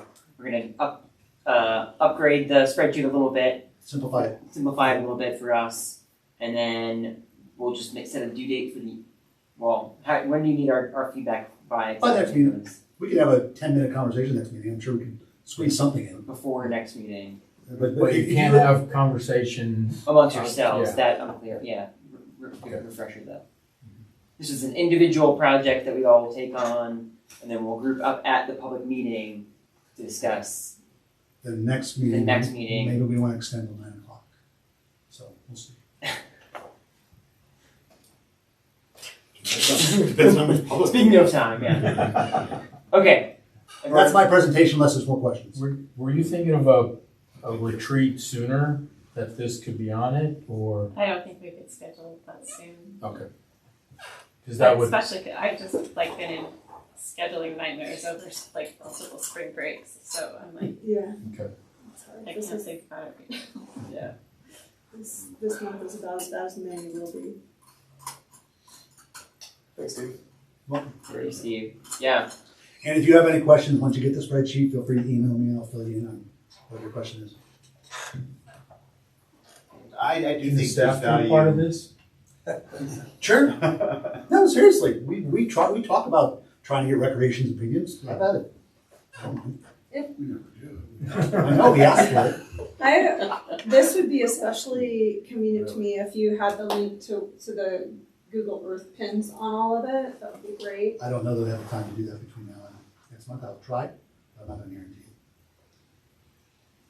So the CIP sheets all have the address and a little map for every single That will work for all of these here on the CIP. The future projects are not in the CIP, so there's nothing there. So they all have a link to the map when you click on. If they have None of enough them have a map. buildings, if they have a number, the ones that have a number. A full sheet for each of those CIP ones. So there's a map on the CIP. So if you can. On the city website, if you just put in CIP. I want it easier. Thanks. I want to I'll defer to Jeff. Please, that sounds good. I feel like that's a pretty good request. I'd like to be sent the link to that, and then I feel like I'm sorry. the link to Oh. to the CIP. Oh, That kind of that seems to me like respectful use of our time.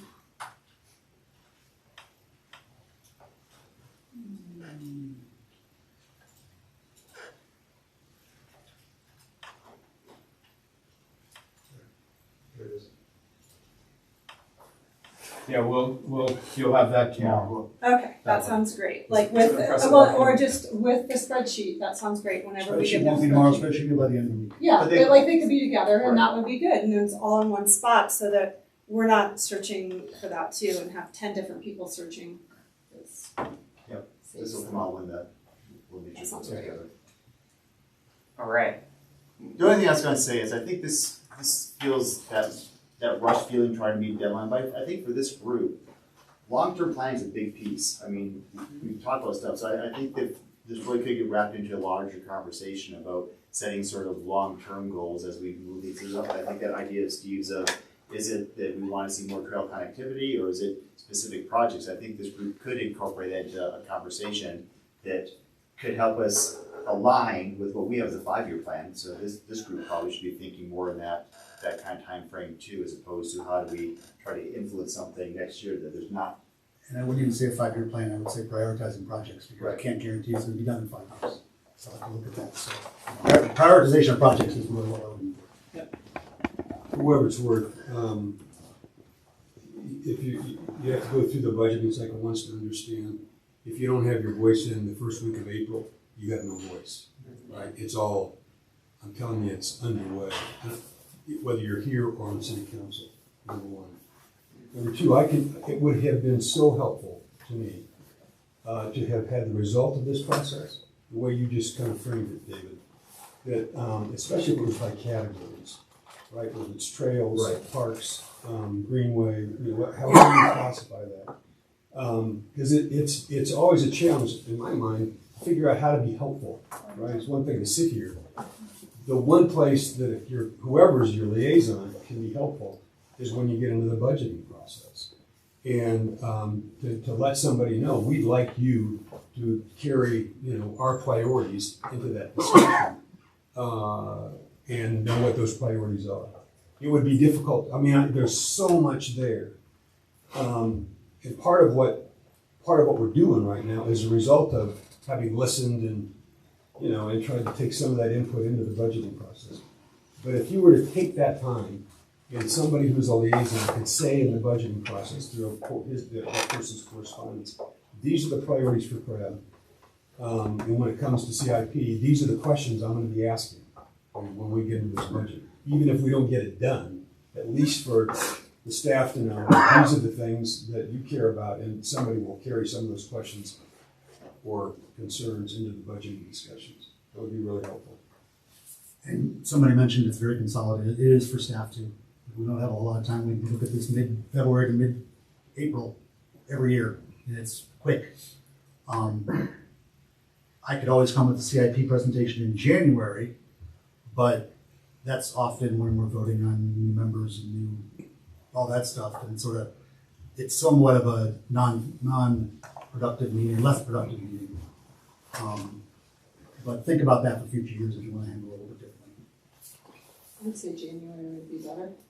I mean, I'm telling you, like that, right now, this seems like a pretty fast rush, and I'm glad to hear that, I was like, why are you guys doing this, guys? If it's happening to city council too, but if we just plan earlier, that just makes sense. I really feel like digitally is not the way, I don't even know what I'd rank these people on. I don't even know if it's worth my time to pull this open. I need a conversation with humans. Is what I need. The challenge with January is that Tom and Sam, they're brand new in January. They don't even know us, let alone what we're going to be talking about. Well, I feel like I'm brand new. I don't remember this happening last year. Like we do it in some way every year, but it's always slightly different. And I do think it would be worth having a conversation about the timing, because my impression is that when we have these conversations, the input that we can give is not that timely. So I wonder if we do something earlier, like even November See, I was even gonna say, I think or really, October, and I was just like say, saying here's our June. priorities. If you're gonna retreat, you can really, Yeah, the budget opens up and it's really quick, but there's no reason this work can't be done. because if prior we just to that. informed the priorities ahead And that's of where I time, think and then- as we then start looking at, Steve did wrap up these 2 projects, we have that capacity. Now what are that next series that can start backfilling in? We could keep that looking out in the future. We could really keep again, like Steve said, every year we don't hit that target, but we know from this group, these next priorities could start shifting into that. We have a lot of priorities out there. There's recreation in this group.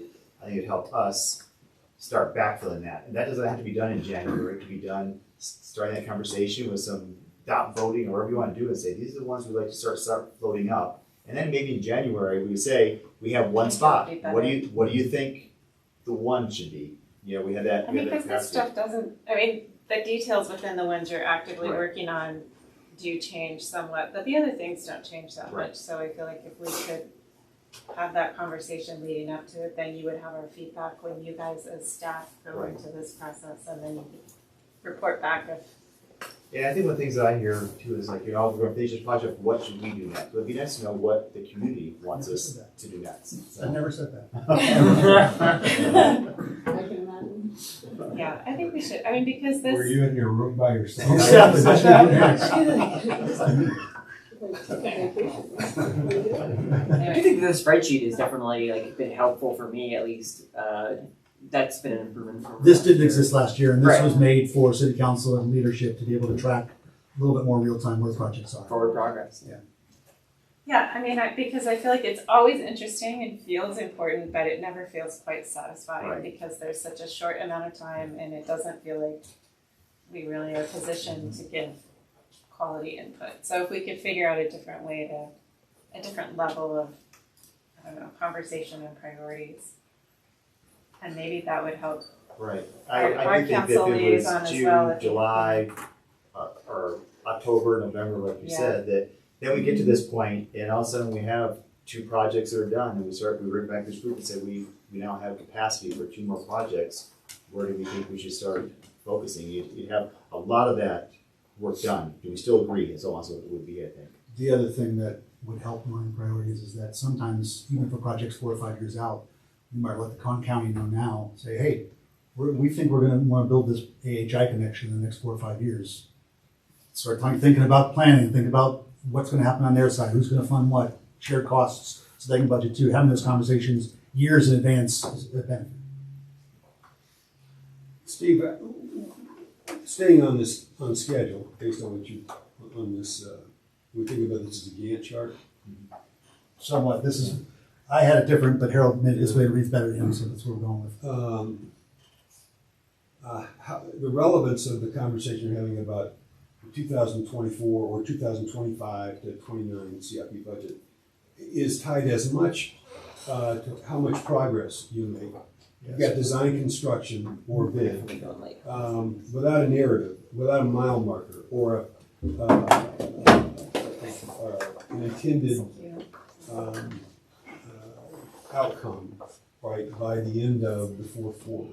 Because if you're off schedule, it has huge implications for what you're able to do in the next year, financially and otherwise. And I've had this conversation. Harold and I looked at this spreadsheet, and my question to him was, what are the mile markers for the design build, or any one of those tasks, by the end of this year? So it's there. I've started having them drop this into the notes that if He didn't know that, I don't think. I don't think Harold knew that. No, so we just started figuring out where we could try to do that. So if you go, having everything in one spot would be great, but you do have to kind of click in it. That's a project, and Steve has hit a barrier because it was a gas line out at Nino Gallo or Sisters. That should be in there. And when it ships, that note should be there. This should be a historic kind of running narrative then too. Yeah. We haven't come up with a better way to just put a date in, and when a project is active, date in and update it monthly. That's what the direction has been so far. Well, I would think, Paige, that would be really useful to this board. But this spreadsheet is not available to the board right now. It's not public facing. It's only. Well, we can make this. I don't know if we can make it public. We can make it as public facing. We can work on it. It's gonna be, That's what the CIPs work, David, I really feel. I think with this group, then it could be a monthly update at this meeting then. Well, let me tell you, see, that, I've been asking for that for a while. And whether it's public facing or not, You can see, but to have this thing available on the website, I wasn't talking about, but I was suggesting for this. I understand, but this is all live linked based on city SharePoint. I don't think ETS is gonna let these folks get into our city We SharePoint. can lock that down though, Yeah. pretty easily. Every month, this could be something that's a piece that comes in your packet. You can have to see a locked version of it maybe. Yeah, just in the name of accountability. I'll let you figure it out, whatever you want. I would just say, last year at some point I read through most of the current CIP to look at projects, and what you went through tonight was 100 times more valuable than that. So the narrative part is really important. The things you're commenting on from your experience about why we might do this, where it might go, the time frame is far more useful than those one pagers, at least to me as a resident. So something in between of those, like all the info's in the CIP, but it's pretty intense as a document. Yeah. Yeah, and it doesn't even, the public facing CIP doesn't even have all the detail that we provide to city council. Right. And Which has more information as far as timing and things like I that. see. And also seeing the stuff that once a month. I mean, I can't be the only person who can't concentrate in a room with 15 people and think about stuff. You guys get to see this all the time and like deep dive into it, but it's tough for us to do that because it's just not accessible. And if the reason why I got on here on the board is to make this whole process more accessible. That's the whole point.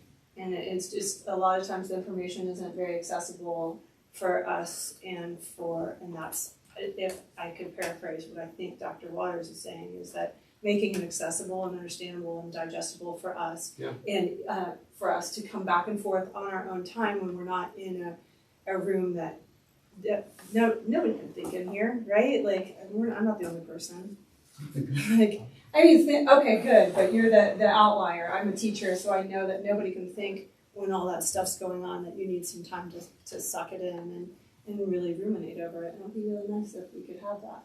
You know, I can think in here, when I go into city council chambers. Yeah, I mean, I get it. Like, it's just hard, but it is really hard to make our decisions in this without being able to deep dive in it and accessible. What I'm really, and again, Steve, there's gotta be, and again, it may not be we'll figure something out for next month. But one thing I'm trying to get to the Herald level as well is just some of these projects, just some sort of red, green, yellow. Is it on track? If it's not on track, there should be a note. If it's green, you're not gonna see anything. Yeah. If it's yellow, here's something that we're gonna think about. If it's red, it'll be the reason we ran into a gas line. I'm trying to get to that point, but I don't need Steve to be thinking about that. I'm trying to keep it, they're doing their projects, they're doing the spreadsheets, they're doing the prep updates. There's just a lot of communication that doesn't help them get their projects done. So if I can get information that they're already putting in that's what I'm trying to do is, where's this information going that we can pull it in and provide it. I see someone might have, Oh, yeah, I was just, it sounds like the problem for you and you manager to solve. Yeah. So it sounds like this will be something that will be solved in the future, is that right? we're hoping making progress from what we saw last year to what we have here to where we're hoping to go. Yeah. So just a quick jump in here, time check. We have 5 minutes until we have to extend. I think we're gonna have to definitely extend because we have some new business and we have packets and updates and everything like that as well. So we usually extend 15 minutes or? Usually, that's where we start. Okay, well, Move we extend the meeting 15 minutes to 8:45. thank you. Second that? Okay. We can take a vote on this, or does it matter? Yeah. Let's take a vote on this too. All in favor? Yeah. I mean, we have food. Okay, cool. All right, awesome. So next up on the agenda, new business, discuss potential retreat. Cool. So I think this is kind of hand in hand. So I think Paige, I think this is you're gonna talk to this. Yeah, About this so this one. is something we talked about it last year and didn't ever settle on doing one. So I thought, maybe revisit this year. I do see our Boulder County, counterparts do this every year. I think a couple of times a year they do retreats. And the idea would not be necessarily to go somewhere far away, but just, I mean, we could even go to like the Isaac Walton Building or Sandstone or Callahan House or something, I don't know, somewhere that we could all, you know, just sort of talk together. We could have a sort of learning session, conversation. One topic that I'm interested in is just learning more about how the different master plans work and fit together. And since we're thinking about, you know, master plan on the recreation side, and at some point maybe we're going to go back to the sort of parks, open space trails. And then, you know, I didn't realize until we were studying this that there's also like lots of individual project master plans. So, I mean, that's one topic I would be interested in learning more about, is just sort of what are the master plans that govern the things that we have some jurisdiction over, and then, you know, maybe that would lead into some conversation about the upcoming sort of recreation master plan. I think the CIP process, you know, might be another topic. So I would just throw it out there. I'd be interested if people want to do it. And, you know, I would guess maybe like a half day. And we could have, you know, a couple sessions. And Another thing I think we were just kind of talking about with the CIP process was like, how do we all get information about these parks and places? Like, if you're Steve and you have them all memorized, it's much easier to keep in mind and think about them. I totally get it. And I think we probably all have our own patterns of how we use the city website to find things, whether it's Googling or searching the city website. We could probably provide good feedback as to how the public might also consume information better and know about what's happening nearby to them, because it is relatively difficult to find out what's going on with a certain park, in my experience. Yeah, the Parks, Open Space and Trails webpage, the city communications department is working on changing, revamping the whole city webpage. Okay. That is a project that is active right now. I have no idea where they are, what their time frame is, but that is something. But we don't have a staff person that can keep this thing up to date and put all those different projects on there. We just don't have that. Right. And so maybe the communications team could possibly help us in the future. But right now, we have our park and trail development, and this thing, There's a lot going on. it's just not complete. Right. It's just not complete. And names change and yes. timelines change, Yep. and I think so expecting you guys to update that all the time is not feasible, but there are also other ways we could brainstorm other ways to access information, I guess, in a retreat. Sure. so I guess, I mean, I think right now it would be helpful just to know if people want to pursue that, and then, you know, we could do some additional, I could maybe work on some potential topics and share with all of you, or you could submit them and we could, you know, kind of decide the next one. And, you know, I mean, we could maybe think about May. If we do, how does it work if we do a retreat? I think it still needs to be open, right? Yes. So it has to be noticed, and would we do it in addition to a meeting, or we would do it in place of a meeting? That's up to you. Can we use the city facility, like you mentioned, Yes. for that? Weekend, weekday? I was thinking maybe a Saturday, just because I personally am really tired at night. I'd be fresher in the week, but. So any thoughts, feedback? Yeah, I'm all for it, and I think it would be like in addition to the field trip meeting that we have. I think that's valuable to bring people out to see things, whereas a retreat would be in a particular location. I know we have Google Earth, but see it in real space. I get it, and I know I go quickly, and I know this as well. I apologize. Something else on your retreat would be to talk about what your field trip you want to look like, where you want to go. It's always something that the board struggles with, trying to figure out if that might be a topic of conversation at your retreat. I think you already decided that, it's a float trip, right? Is that feasible? I mean, we. In Dickens or somewhere else? That's a public spot with the snowpack now. Yeah, I don't know when it'll likely to end up closed at some point this year, depending on the weather. But between mid-May and late June, early July, it's possible. I think we're interested, so maybe All right, we can talk about we it. can talk about logistics, Jeff. We'll See what waivers we need to sign for that. Waivers. Yeah, and I I, guess- No staff will be allowed to go on that. I think that there's a canoe outfitter that does that too. well, I have that, yeah, I have access to 12 canoes. Oh. So, feature. Right. That's See, what this, it's this is why we have to have like a retreat or something. I don't know these things about people. Personal purpose. I barely know people's first names, like, so, and I like the idea of these things being kind of close together, because then we build momentum a little bit. Does that make sense? Like, not necessarily, but kind of close together, so that we are building momentum and. Wonder. I So mean, are you thinking May? that's what I was wondering. Half day Saturday in May. Rhymes. Perfect. that's already decision. We're very strict in our criteria on this part. Like picking a day and like doing a doodle for the day is the easiest and hardest thing at the same time. Well, we could do a doodle for each of the Saturdays and Yeah. then see Which way? Is Sunday what's horrible up. for people? Sunday's fine for me too. Yeah, I can do Sunday too. I don't know about these. I don't know. I think there might be policy against hosting city open, open to public meetings on Saturdays. Really? I think there might be a policy. Where did that come from?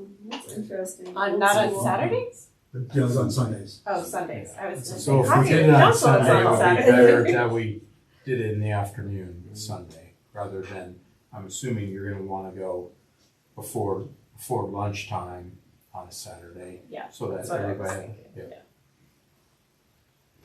Okay, well, let's, if there's general support, maybe we can look at those Saturdays in May and, am I allowed to collect ideas from people for topics? No, they should send them to David and I. And then we can get talk them. about it? Yeah. Okay. So send your ideas to David and Jeff.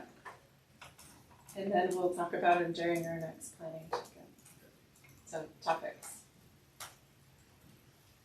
Great. And can you do the doodle poll, or do we have to send dates? Jeff and David will do the doodle poll. Yeah, great.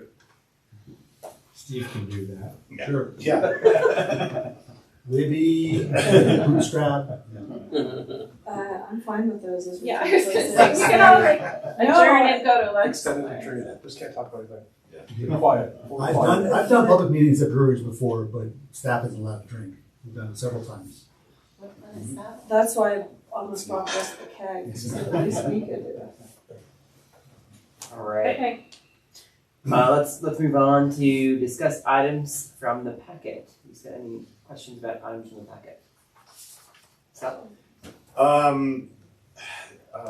Isaac Walton, Reach 1. Oh, that's my question, Status, Scott. okay, / Boston Avenue Bridge Nightmare on, if you could update us Yeah, on here's the- timelines and how that's working. So, as you might be aware from reading the paper, the Boston Avenue Bridge project came in almost double the engineer's estimate.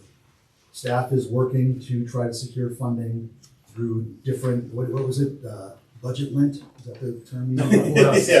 Budget dust, yes, we're trying to find some magic budget dust. That's a lot of $5 or $6 million. I know that our leadership is talking about strategies to get that funded.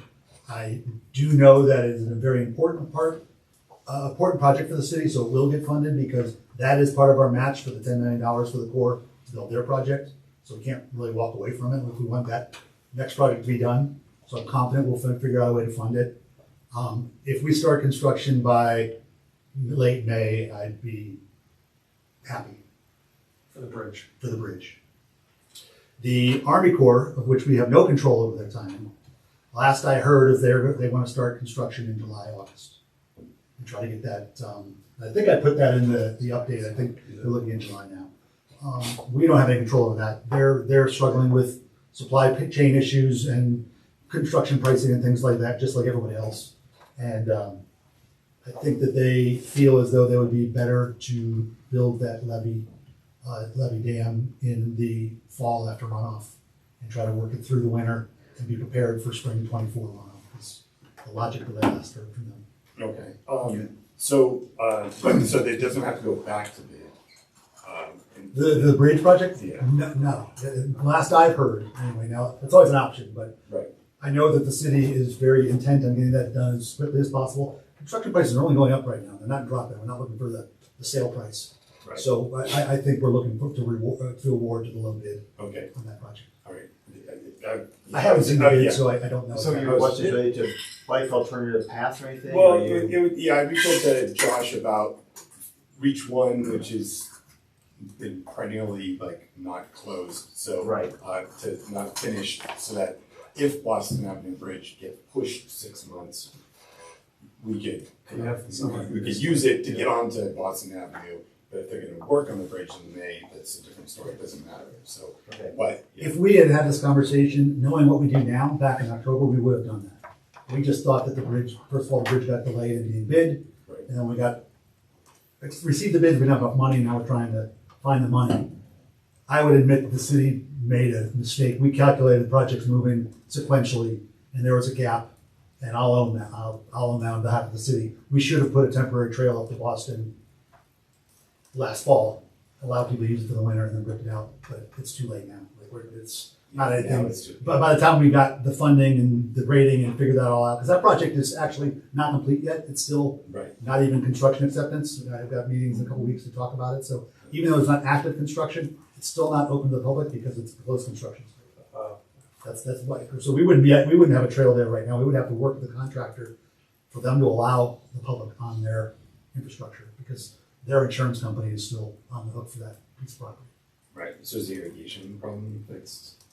Irrigation, they'll be testing as we start up here in the next couple weeks, but they've done a lot of irrigation work in the fall, right before the snow hit. Other items from the packet? I have one question. Okay. If this is a long question, you can follow up with me later. But I didn't understand, like, when you were, what was the language about the rec budget being like allocated, underfunded? Yep. What It ran was out the of money. wording? And can you explain that? I'll try to keep. Like I it said, brief. if it's too long, but. Well, and so that's, I Do- intended to do that. Yeah, we'll redo it in a more of a chart form. That'll be Can you just easier give me to. like the high level, like The- what that the- means? The simple basis is that 25% of recreation's budget was pulled at COVID. It still has not been replaced. Last fall, we ran out of budget. We didn't have enough money to complete the year, but due to position savings, we were able to transfer from staffing into operations to get us through the end of the year. We are now running at 100%, and our revenues are higher than they've ever been. And yet our budget is still cut by 25%. There have been some things that have been added back in, but overall, we're anticipating running out of money even earlier. And so we're looking to reappropriate at some point, which has been a part of this process, that recreation can go back and ask for budget when the time is here. And the time is here, in my opinion, based on what we're bringing in, what we're doing, our participation numbers. So that's the. So will you in the next budgeting process be able to ask for an increased budget to return to like If the revenues continue on, yes. pre-COVID numbers? Yeah. How can we support you? Just be aware of it. What we think is that this will be told, I'm gonna try to give information to finance after this month, so a quarter's information. What we think the general will likely tell us is to come back in the middle of the summer, halfway through the year, because we'll have money, reappropriate that time based on estimates on what will get us through the end of the year. Staff-wise, full-time staff utilities are not included in what I'm talking about. Those have been fully funded. So that's the super short version. No, that's helpful. And next month I'll have a quarter's information, so. Great. Any other items in the packet? I see that irrigation is starting up, and I'm really concerned about our water use and things like that, and I'm wondering, who can I find out, I wanna know more about irrigation, and if, I see a lot of our xeriscape plants that were put in like right after the flood and things like that. They're still being irrigated many days a week and things like that. And I feel like that could be a budget savings also with us sucking from the Colorado River, something that we could stop doing. You know, if we have xeriscape plants, now they're getting watered tons. And I know that they survive without it. How can I promote that? How can I get us to stop over irrigating what I see? And So I think that's a piece that we have multiple staff members working on that, but not only working on it internally with our conservation group and our sustainability group, but also we have Northern Colorado Water Conservation District coming in and working with our irrigation systems. Our irrigation systems are large and complex. So it's not like your home where you can just turn off one little piece. A lot of the stuff that if you turn off those earth plants, we haven't really redesigned irrigation systems that doesn't turn it off to the trees. So if we want to keep our trees going, we've run into that in the past where we our turf is fine. So we're working on how we can redesign some of our irrigation systems that are older systems that still have very broad coverage zones. So we're getting grants from Northern Colorado to look at some of those, and we do those park by park, and as we do redesigns, we'll work on it as well. The other piece is people drive through parks and see irrigation on at times like, well, why are you on right now? It's in the middle of the day. There is absolutely no way we can water all of our parks with our pumps at night. There's just too many acres to do that. So we have a lot of pieces come in as far as the size and scale of the system and the age and ability and the zones of the systems that we're working on. So it's something that, again, we're working with our water group, my horticulture group, and outside consultants. I would also say, especially for drip, David talked about irrigating turf, especially our sports fields, which is what's starting out now. The rest of the irrigation won't be coming on until early April. It's just the community park sports fields that are coming on now because they'll start playing here in a couple of weeks. They're playing now, okay? Yeah, March 1st. Yeah. But if you see drip that's on or broken, report it. You know, use our call center, report it, the location, whether a pin or whatever, because as complex as our systems are, we don't have staff to go out and check every emitter on an annual basis. If that happens every 10 years, I'd be surprised. So if you see something that the drip is on 7 times a week or something, let us know. We can fix it. Yeah, I'd love to. So that's what like downright floods sometimes. And oh yeah, call that's call center. That's call center. Yeah. Photos. Service works. We can put it right in service works as well.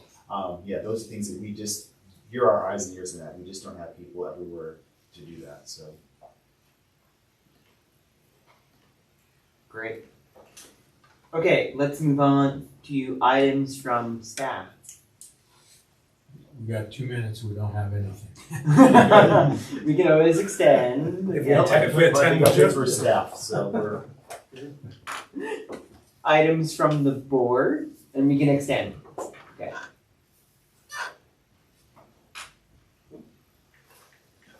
I guess I have one quick one. David, the bathroom that I brought up at Pratt Park a month or so ago, they put in a porta potty. And it was great. Did you know that it got blown up? oh yeah. Okay. There's still glass there. We actually there in is. the ground. Thank you for passing that on. Just so the group knows, vandalism in our system. We've been working with camera systems. We've been working with our public safety officers, rangers, but our porta potty system right now may be done. Our contractor basically says that they're just done with All over town? all over town. Wow. Yeah. Well, flipped over and I saw a picture. The one that you're talking about, it's got melted right to the ground. Amazing. you're gonna have to tell me what that is. Terrible. By Longmont Estates Elementary School. There's nothing there now except a burnt spot on the ground, a rectangle. Good to know. With It some wasn't my glass kid. in it. I'm really glad to know it wasn't my kid. I'm gonna go there.